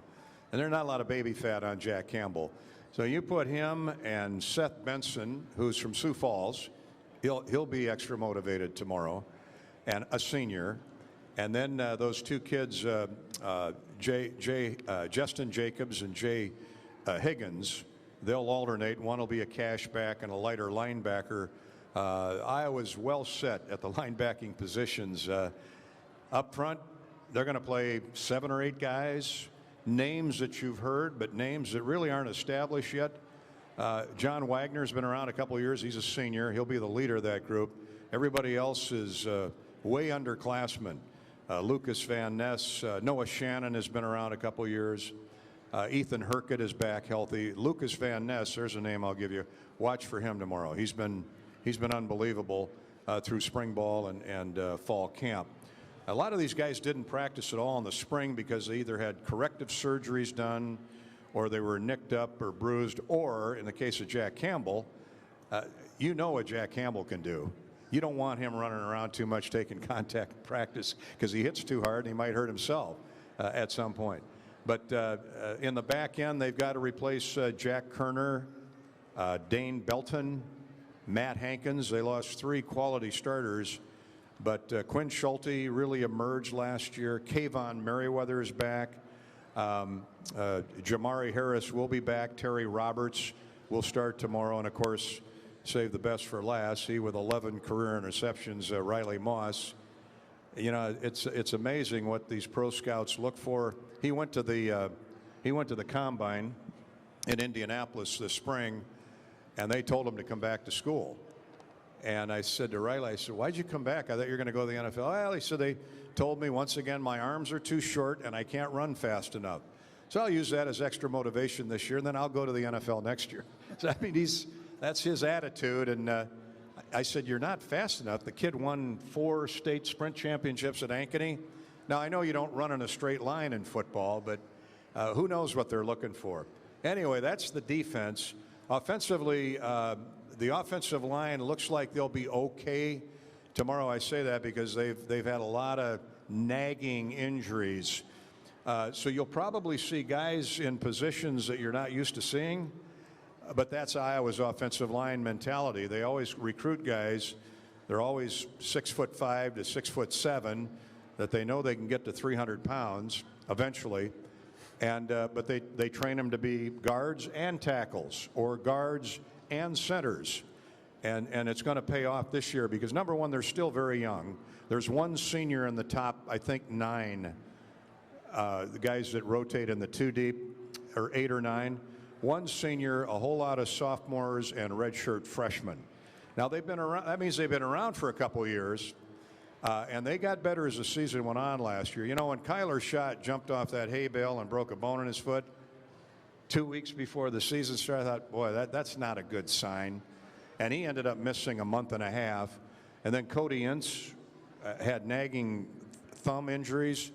And he decided to just quit football, just go back, get his degree. So there's 2 starters out of the offensive line a year ago. People forget that. Now, we didn't know Tyler Linderbaum was going to be as good as he was. We knew he'd be good, but thank goodness he had the kind of year he had. Connor Colby was a freshman. Jack Plum was a junior who had not really played.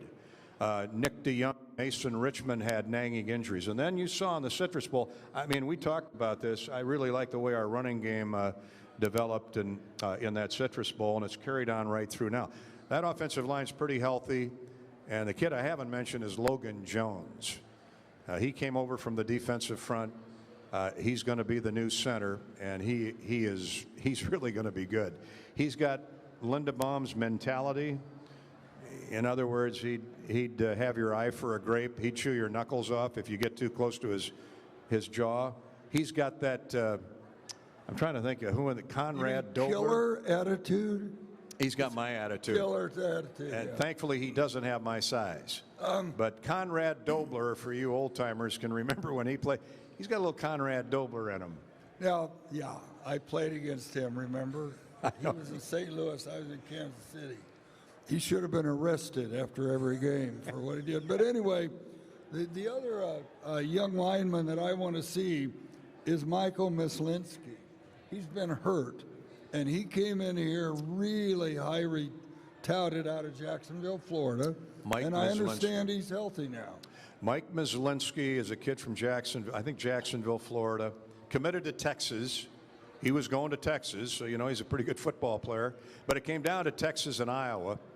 That coaching staff got let go 2 years ago, and that was our break. So he went back home, talks to his folks, really a bright kid academically, which all the Hawkeyes are, and decided to come to Iowa. And he can play center or guard. He'll back up both positions. And now I'm not sure if he's 100% yet. You will see Bo Stevens tomorrow. Bo Stevens is he a redshirt? Yeah, he's here he is. redshirt freshman. Redshirt freshman. Blue Springs, Missouri. Yeah, down near Kansas City, right? Yeah. Blue Springs. Who came from Blue Springs, Missouri? Remember? What great running back who's on the staff now at Iowa came from Blue Springs, Missouri. Wasn't that Liddell Betts? Yes. Yes, Liddell Betts. And he had no offensive line either. And he still gained 1,000 yards. Liddell Betts, yeah. Still played 7 years in the NFL, whatever. But Bo Stevens, a redshirt freshman, he's a little bitty guy. He's 6'6", 308.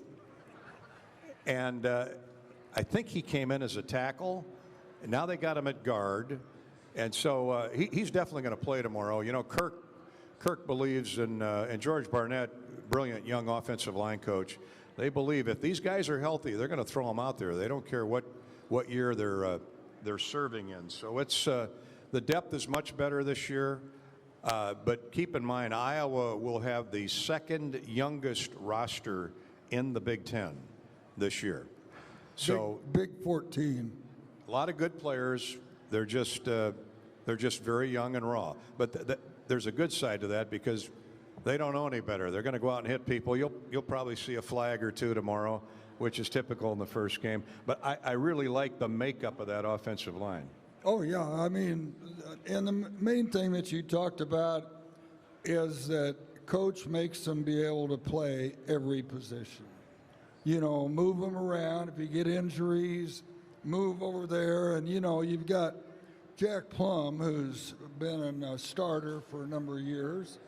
Big guy. He's 6'7", 297. In fact, when he checked in, the equipment man said when he was a freshman, this is not the basketball equipment. This is the football equipment.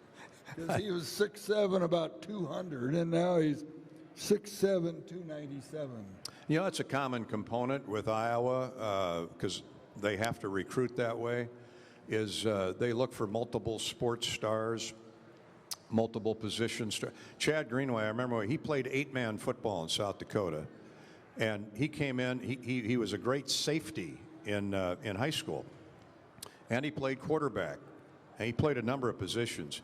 They like to find guys that, now hopefully they're also valedictorians, because that means they're really smart too, and we've had a lot of smart players who are great athletes, but they look for multiple position players, and in addition to that, Kirk always looks for guys that are team captains, because usually they've been elected captain by their teammates, and he likes that kind of personality because they know they're respected.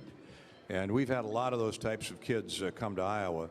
The running backs, I love our running backs. Gavin Williams, LaShawn Williams, no relation. One's from Chicago, one's from Altoona, and they run hard. They're both 6 feet, 210 pounds.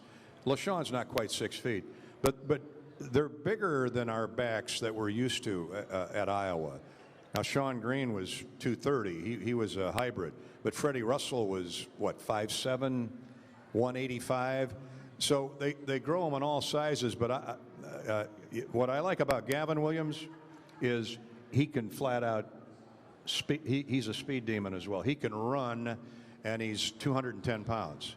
Boy, you love to have, in Iowa's system, you love those guys that can run north and south and have speed, and they're big. Well, he's a slasher, and that's the, in our offense, those are the most successful running backs. He got a slash in there, like we used to say, run in there where it's dark, because you're surrounded by 300-pound killers, but get your nose in there and make some yards. Now, I've got a question for you, and it's, I'm going to go to the wide receiver end of this. What's the latest on Keegan Johnson? Is he healthy? He's not 100%. And this is just me guessing, watching. He's missed a lot of time. He might play tomorrow, but I would say don't expect to see him out there. I mean, they want him. Keegan Johnson's the type of kid you want totally healthy. You don't want him playing with any kind of lingering injury. You'll see a kid out there tomorrow named Alec Wick, who's from Iowa City, Regina, a walk-on. And, you know, if he played for Iowa City, Regina, he's a good football player. He's just a little bitty guy. I don't have the two deep, sir. Well, he's 6'1", 196. All right, that's bigger than I thought. He doesn't look 6'1", 196. Well, that's because he was standing next to Campbell. Well, that's a good point. But he's had a wonderful camp. So you'll see Alec out there tomorrow. How much? Well, Brody Brecht now is healthy enough to play. That was my next question. Yep, Brody Brecht, who can throw it 95 miles an hour over there for Coach Rick. He'll be out there. They're going to play a lot of those guys. Arlen Bruce had a great spring, and he's had a terrific fall camp. So Arlen Bruce will be, I would say, the focal point among the wide receiver group. Let me just take a peek there. Oh, Jack Johnson is another walk-on. He's from West Des Moines Valley. You might see him out there. So that's 1, 2, 3. That's 5 guys. Jacob Bostic's hurt. I don't think he'll play tomorrow. But here's the good news, and I would guess the wide receiver group is probably the group that's nicked the most, and hopefully they're all back healthy next week. But this tight end group, I'm really liking what I'm seeing there. This might be the deepest group of tight ends that I can remember in terms of guys that can play. You know what Sam Laporta brings to the table. He's all Big Ten. Luke Lachey, we've been waiting for Luke, legacy player. His daddy's got, I think, 3 Super Bowl rings. He was a member of the famed Hogs with the Washington. And he has my job for Ohio State. Yeah. He's a color guy at Ohio State, and his son came to Iowa. He's the analyst for the Buckeyes. Well, Ohio State doesn't use tight ends the way we do. Now, Luke was a great basketball player, and I think he was a wide receiver, and he played in the secondary. He's 6'5". That tells you how good of a high school player. And right there in Columbus, and I heard from Jim Lachey. Jim Lachey, his dad was an all-pro for Joe Gibbs. I was talking to Jim the other day. I was on their radio show. We were previewing the Big Ten. He said, "Hey, Dolph, I've had a chance to listen to you and Eddie driving home last year from Kinnick." So he and his wife have been out to Kinnick a number of times. They love the atmosphere at Kinnick Stadium. He said, "You guys are pretty good." I go, "Well, thanks, Jim." Well, we've lasted 26 years somehow. But Luke Lachey, when you're a legacy player, the light switch has gone on for him. So those will be the top 2 guys. But let me tell you about 2 other guys. This kid, Addison Astringa, I think he's a walk-on. I don't think they've offered him. Kid from Wisconsin, was a late offer. Big string bean of a tight end. And he thinks he's a fast slot receiver. And he runs down the field. He actually has the gall to run near Jack Campbell. And, you know, Jack's kind of laid off him because he knows he's a first-year player and probably doesn't get it yet. But this kid, I bring that up jokingly, but Ferentz loves his demeanor. He's fearless. He gets knocked sideways. He jumps up and runs back to the huddle, and that'll work out itself after a couple of years. But look for him tomorrow. And he catches the ball, and he runs these routes over the middle. He doesn't care if he's double covered. He's got long arms. He was a great high school athlete up at, I believe it was Wanakee. Then the other kid is the transfer from Lafayette, Steven Stylianos. I love that name, Stylianos. Now, where does he come from? Lafayette. Now, where is that? Well, you're asking too many questions about Lafayette. I believe it's Pennsylvania or New York. Okay. But I think he's a fourth-year guy, so he'd have 2 years of eligibility left, and that's rarity. We don't take many transfers, but Kirk loved this kid when he came in on his recruiting visit, offered him, and he had some good offers, especially from out east, but he loves the way Iowa uses the tight ends, and they didn't throw to him much out at Lafayette. Well, he'll get it thrown to him tomorrow going forward. So those 4 guys can play. There's another guy that I won't mention him because he's a little nicked up right now, but he's talented. I mean, we always have good tight ends at tight end U. Dallas Clark going into the Hall of Fame tonight. He's the exception. But the tight ends, you'll see Laporta split out. He'll play. He played some of that last year, the slot receiver. So with the injuries at wideout, you'll see Sam out there tomorrow, and we all know if the ball's anywhere near in his area code, he's going to catch it. So I'm not as concerned about the wide receivers as maybe some people are, but then again, I'm not in the locker room every day. Here's the big question. Quarterback and our passing game. And what have you observed? We've got some new coaching help in there, and Yeah. I've only been able to see one practice because I was in Colorado and I had a hip replacement, and so I was resting up on the Roaring Fork River. But I know you were down there, so tell me what you've seen. Again, this is me talking, and I visited with the coaches about it. But it's not. I mean, it's black and white. As simple as Spencer's a 5th-year guy. He's a senior.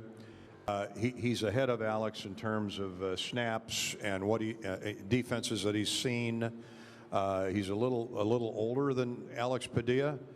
And I just had my sit down with Kirk a little bit ago, and he said there's really no major differences. They both started. They both have won big games for us. He said, I'm comfortable playing either or both. He doesn't want to play both in the same game, but he'll play either or and do it with confidence. But he said Spencer's a little more older, a little more mature maybe. He's seen more than what Alex has.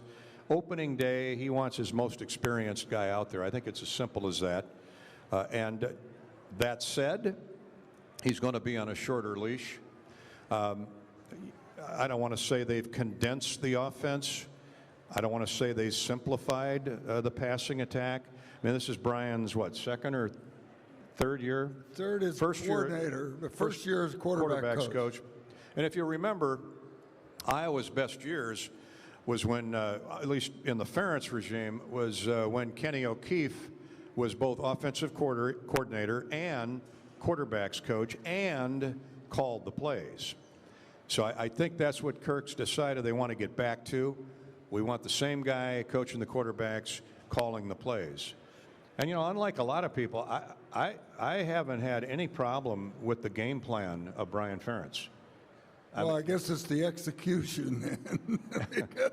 We were 121st and 132. To me, it's you got to make plays. Yeah. If you're out there, you got to throw the ball where the guy can catch it, or if you're at the other end, not hanging it all on the quarterback, you got to catch the ball, and you got to block. And as Podolak knows, you got to hit that cutback. And so there were a lot of issues with the offense last year. I think it still comes back to the offensive line. If I remember correctly, we were sacked 36 times last year. Now, that's not all on the offensive line. They've told Spencer, look, we want you, if at all possible, could you come up 2nd and 10 instead of 2nd and 18? Because when you're 2nd and long, really long, that really puts the pressure on the offense. So I think, if Spencer, he's going to be on a short leash, he's going to have to produce, but he needs everybody around him producing as well. Well, I know Kirk has always been adamant about this, that he doesn't want to play 2 quarterbacks. But, there were a couple of years there that we did that, and we won a lot of games.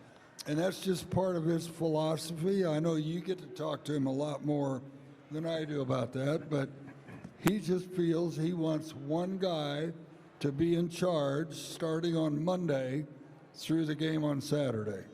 Kirk Ferentz is okay with moving parts in the offensive line, interchangeable guys that can play. He's not comfortable shifting quarterbacks around. That's the most important position on the field, with all due respect to running backs. But the quarterback, you look at all the great winning teams in the NFL, the powerful programs in college football consistently, they have great quarterbacks. And it's not just Tom Brady. It's guys that are the most consistent, that get it done and don't turn the ball over. So Spencer had 10 touchdown passes and 9 interceptions last year. And he, you know, my old amateur eyes is he hangs on. He was holding on to the ball too long. There's not a quarterback alive, and you play quarterback, you know what I'm talking about. There's not a throw they don't think they can make or can't make.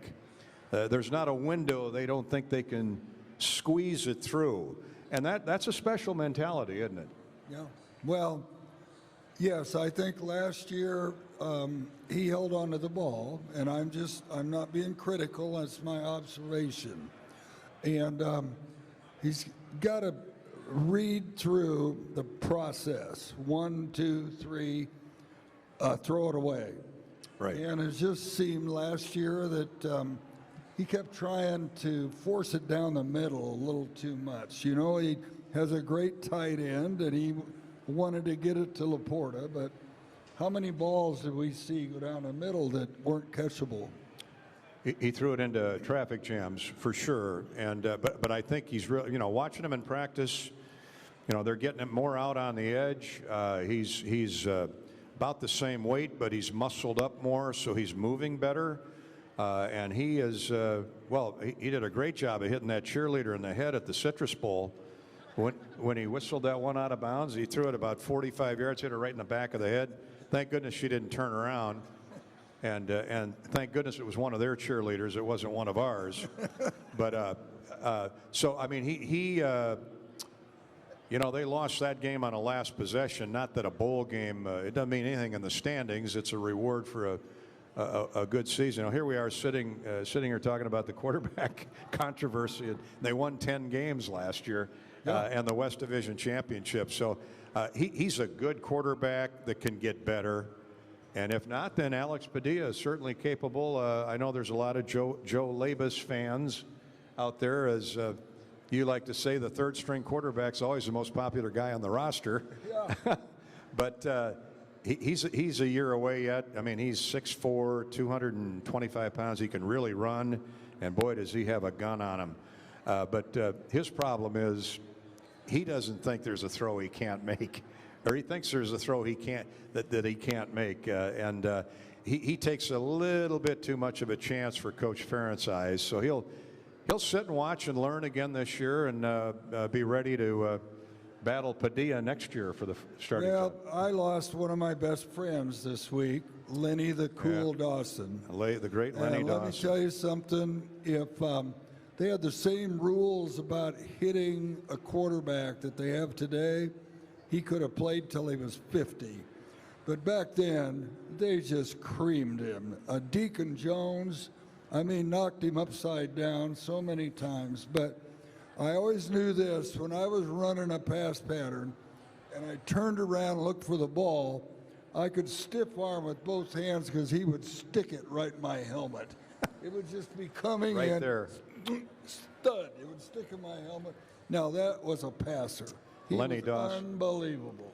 The old Purdue Boilermaker, Lenny Dawson.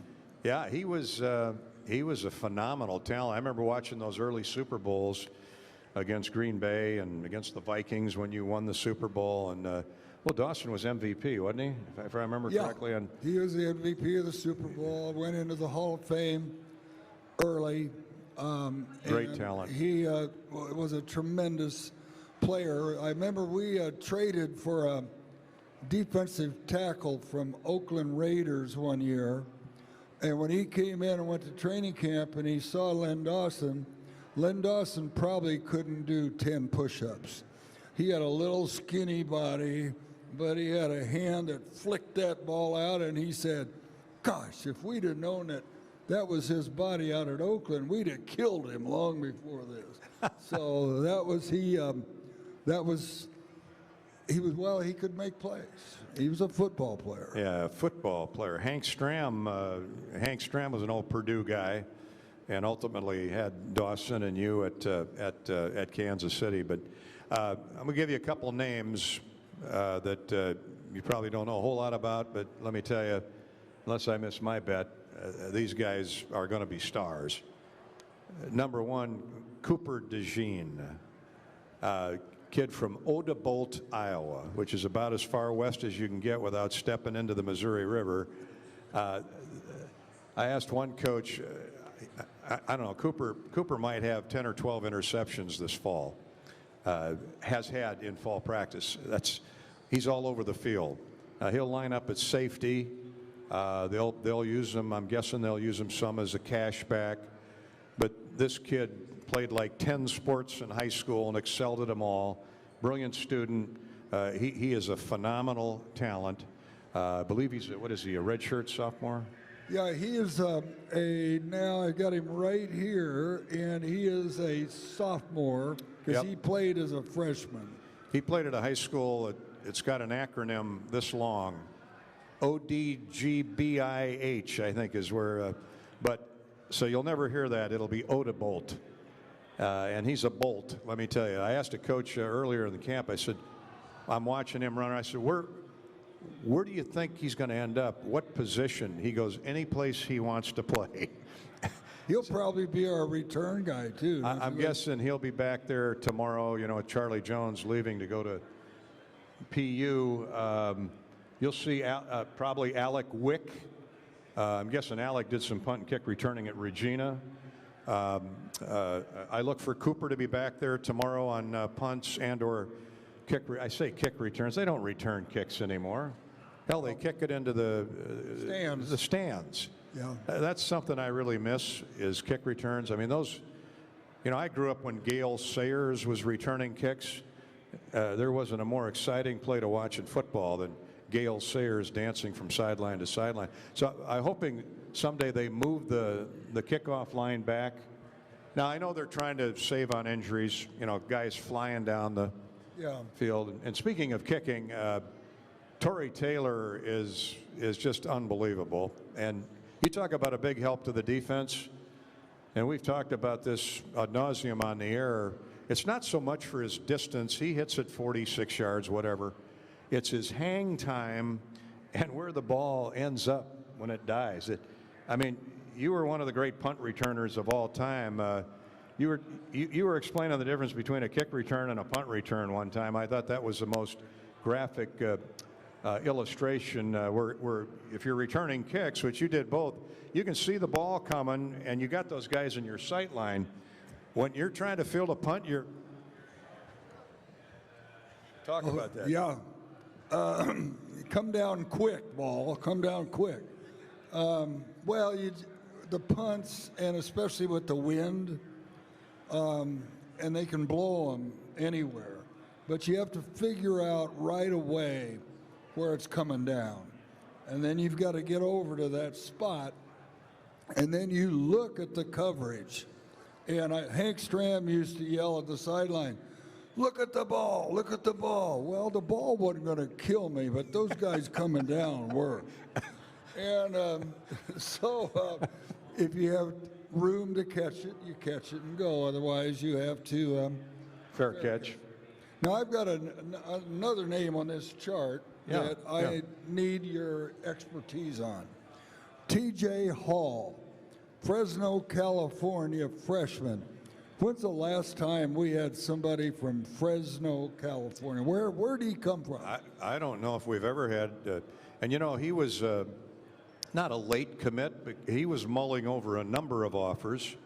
He at the time, I don't know what he was ranked when he committed to Iowa. He's a high 3-star with almost a 4-star if you believe in the star system. As Ferentz always says, I only care how many stars they have after their name when they leave Iowa, not when they're coming to Iowa.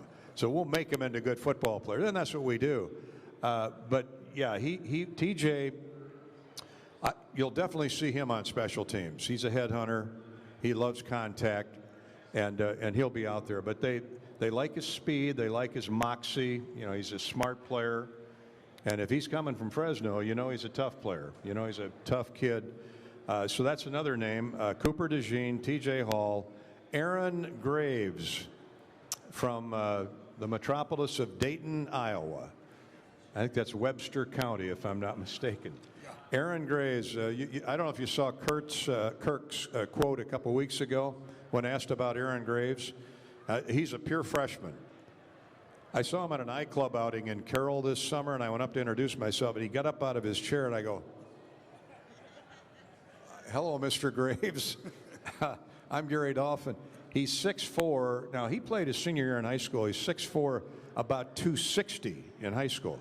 That's gigantic for a high school player, for a defensive rush man. So he's probably 270 now. He'll probably be 290 in a couple years. And he just kind of throws bodies out of the way and gets to the quarterback. And Ferentz was asked about him a couple weeks ago, "Are you going to play Aaron Graves?" He goes, "We'd be stupid not to play Aaron Graves." And that's so that tells you that he sees what most of us are seeing in Aaron Graves. So, but he's got to bide his time, because that front, you'll see 8 guys out there tomorrow. Even with Logan Lee moving to center, Lucas Van Ness is one of my favorites. John Wagner's been around a couple years. Noah Shannon is a veteran. But, you know, Noah Shannon hasn't played a ton in his career. He played a lot last year. One of my favorite players, not because he's from Ames, but he gets to the quarterback, is Joe Evans. And he is a big play guy. So he and Van Ness led the team with, I think it was 6.5 sacks each last year, and they each had 8, 9, 10 tackles for loss. I always look at that TFL stat, because if you're making tackles for loss, those are big plays and field position. What was it? Was the play Evans made? Was it Minnesota? We kept pushing. He had 2 sacks in that one series. They ran the clock out at the end of the game. Night game.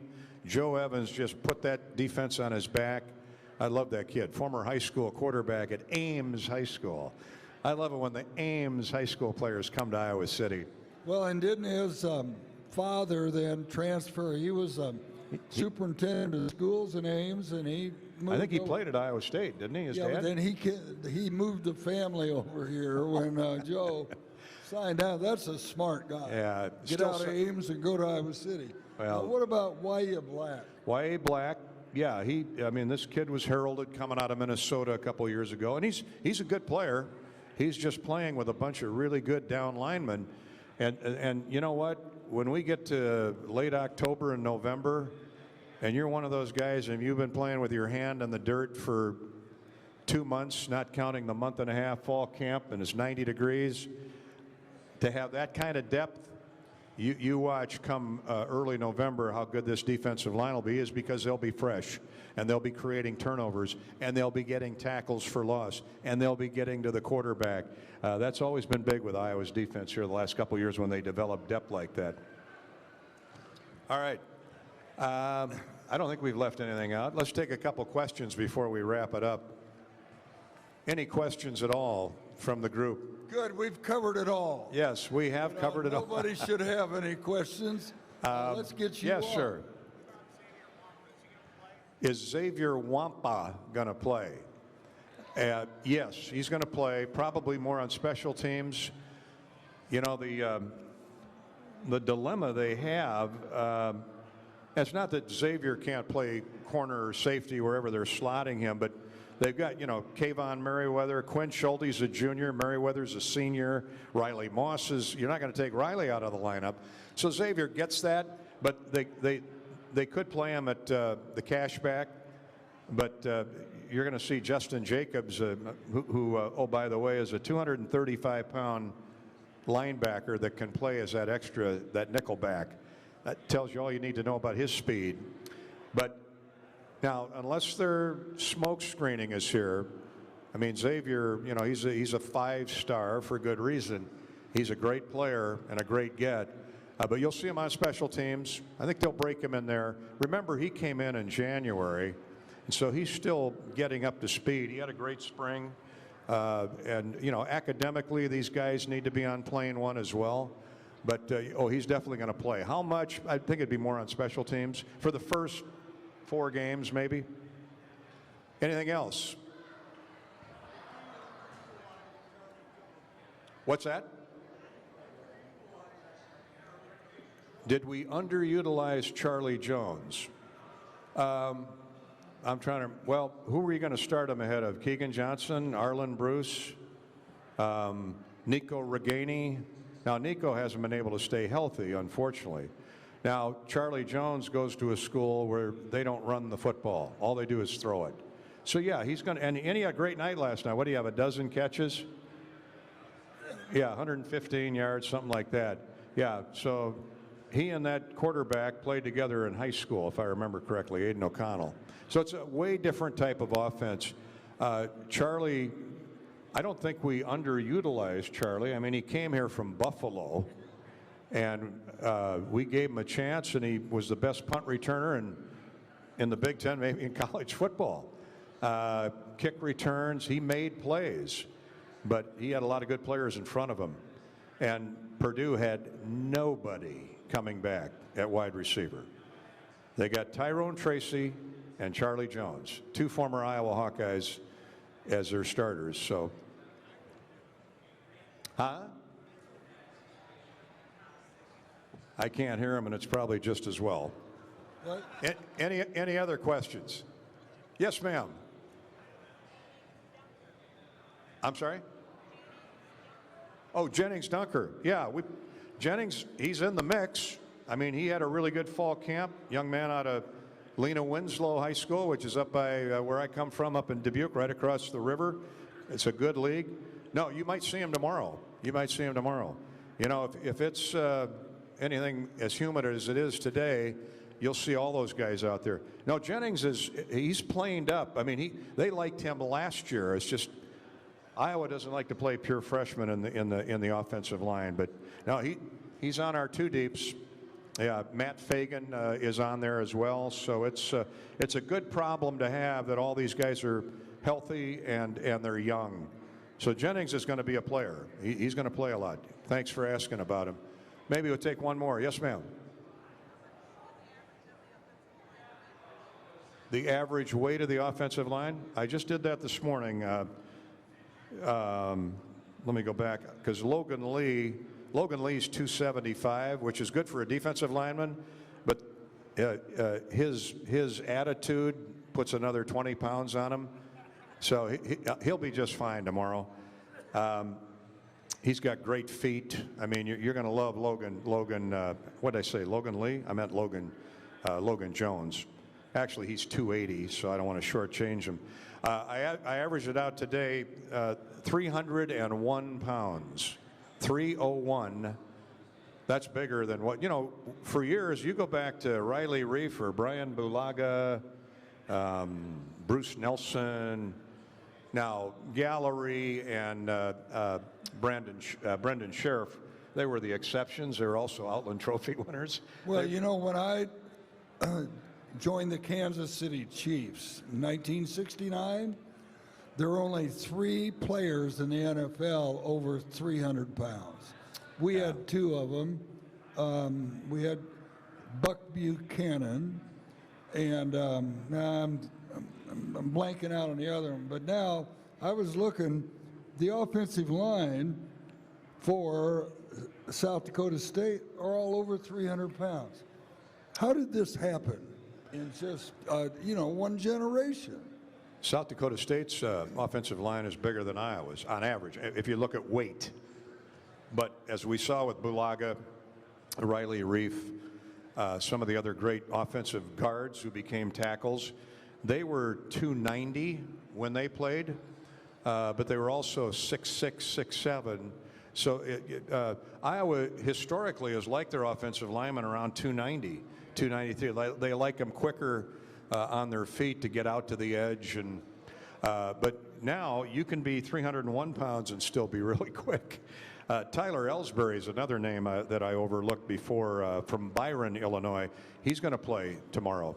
So a lot of these guys are, they'll try and protect, nicked in the shoulder, stingers, that kind of thing they've been suffering in the fall camp. Nothing that's season long, But hopefully we can get some turnovers, get the lead early, steadily get control of the football game, and then you'll see all these guys in there.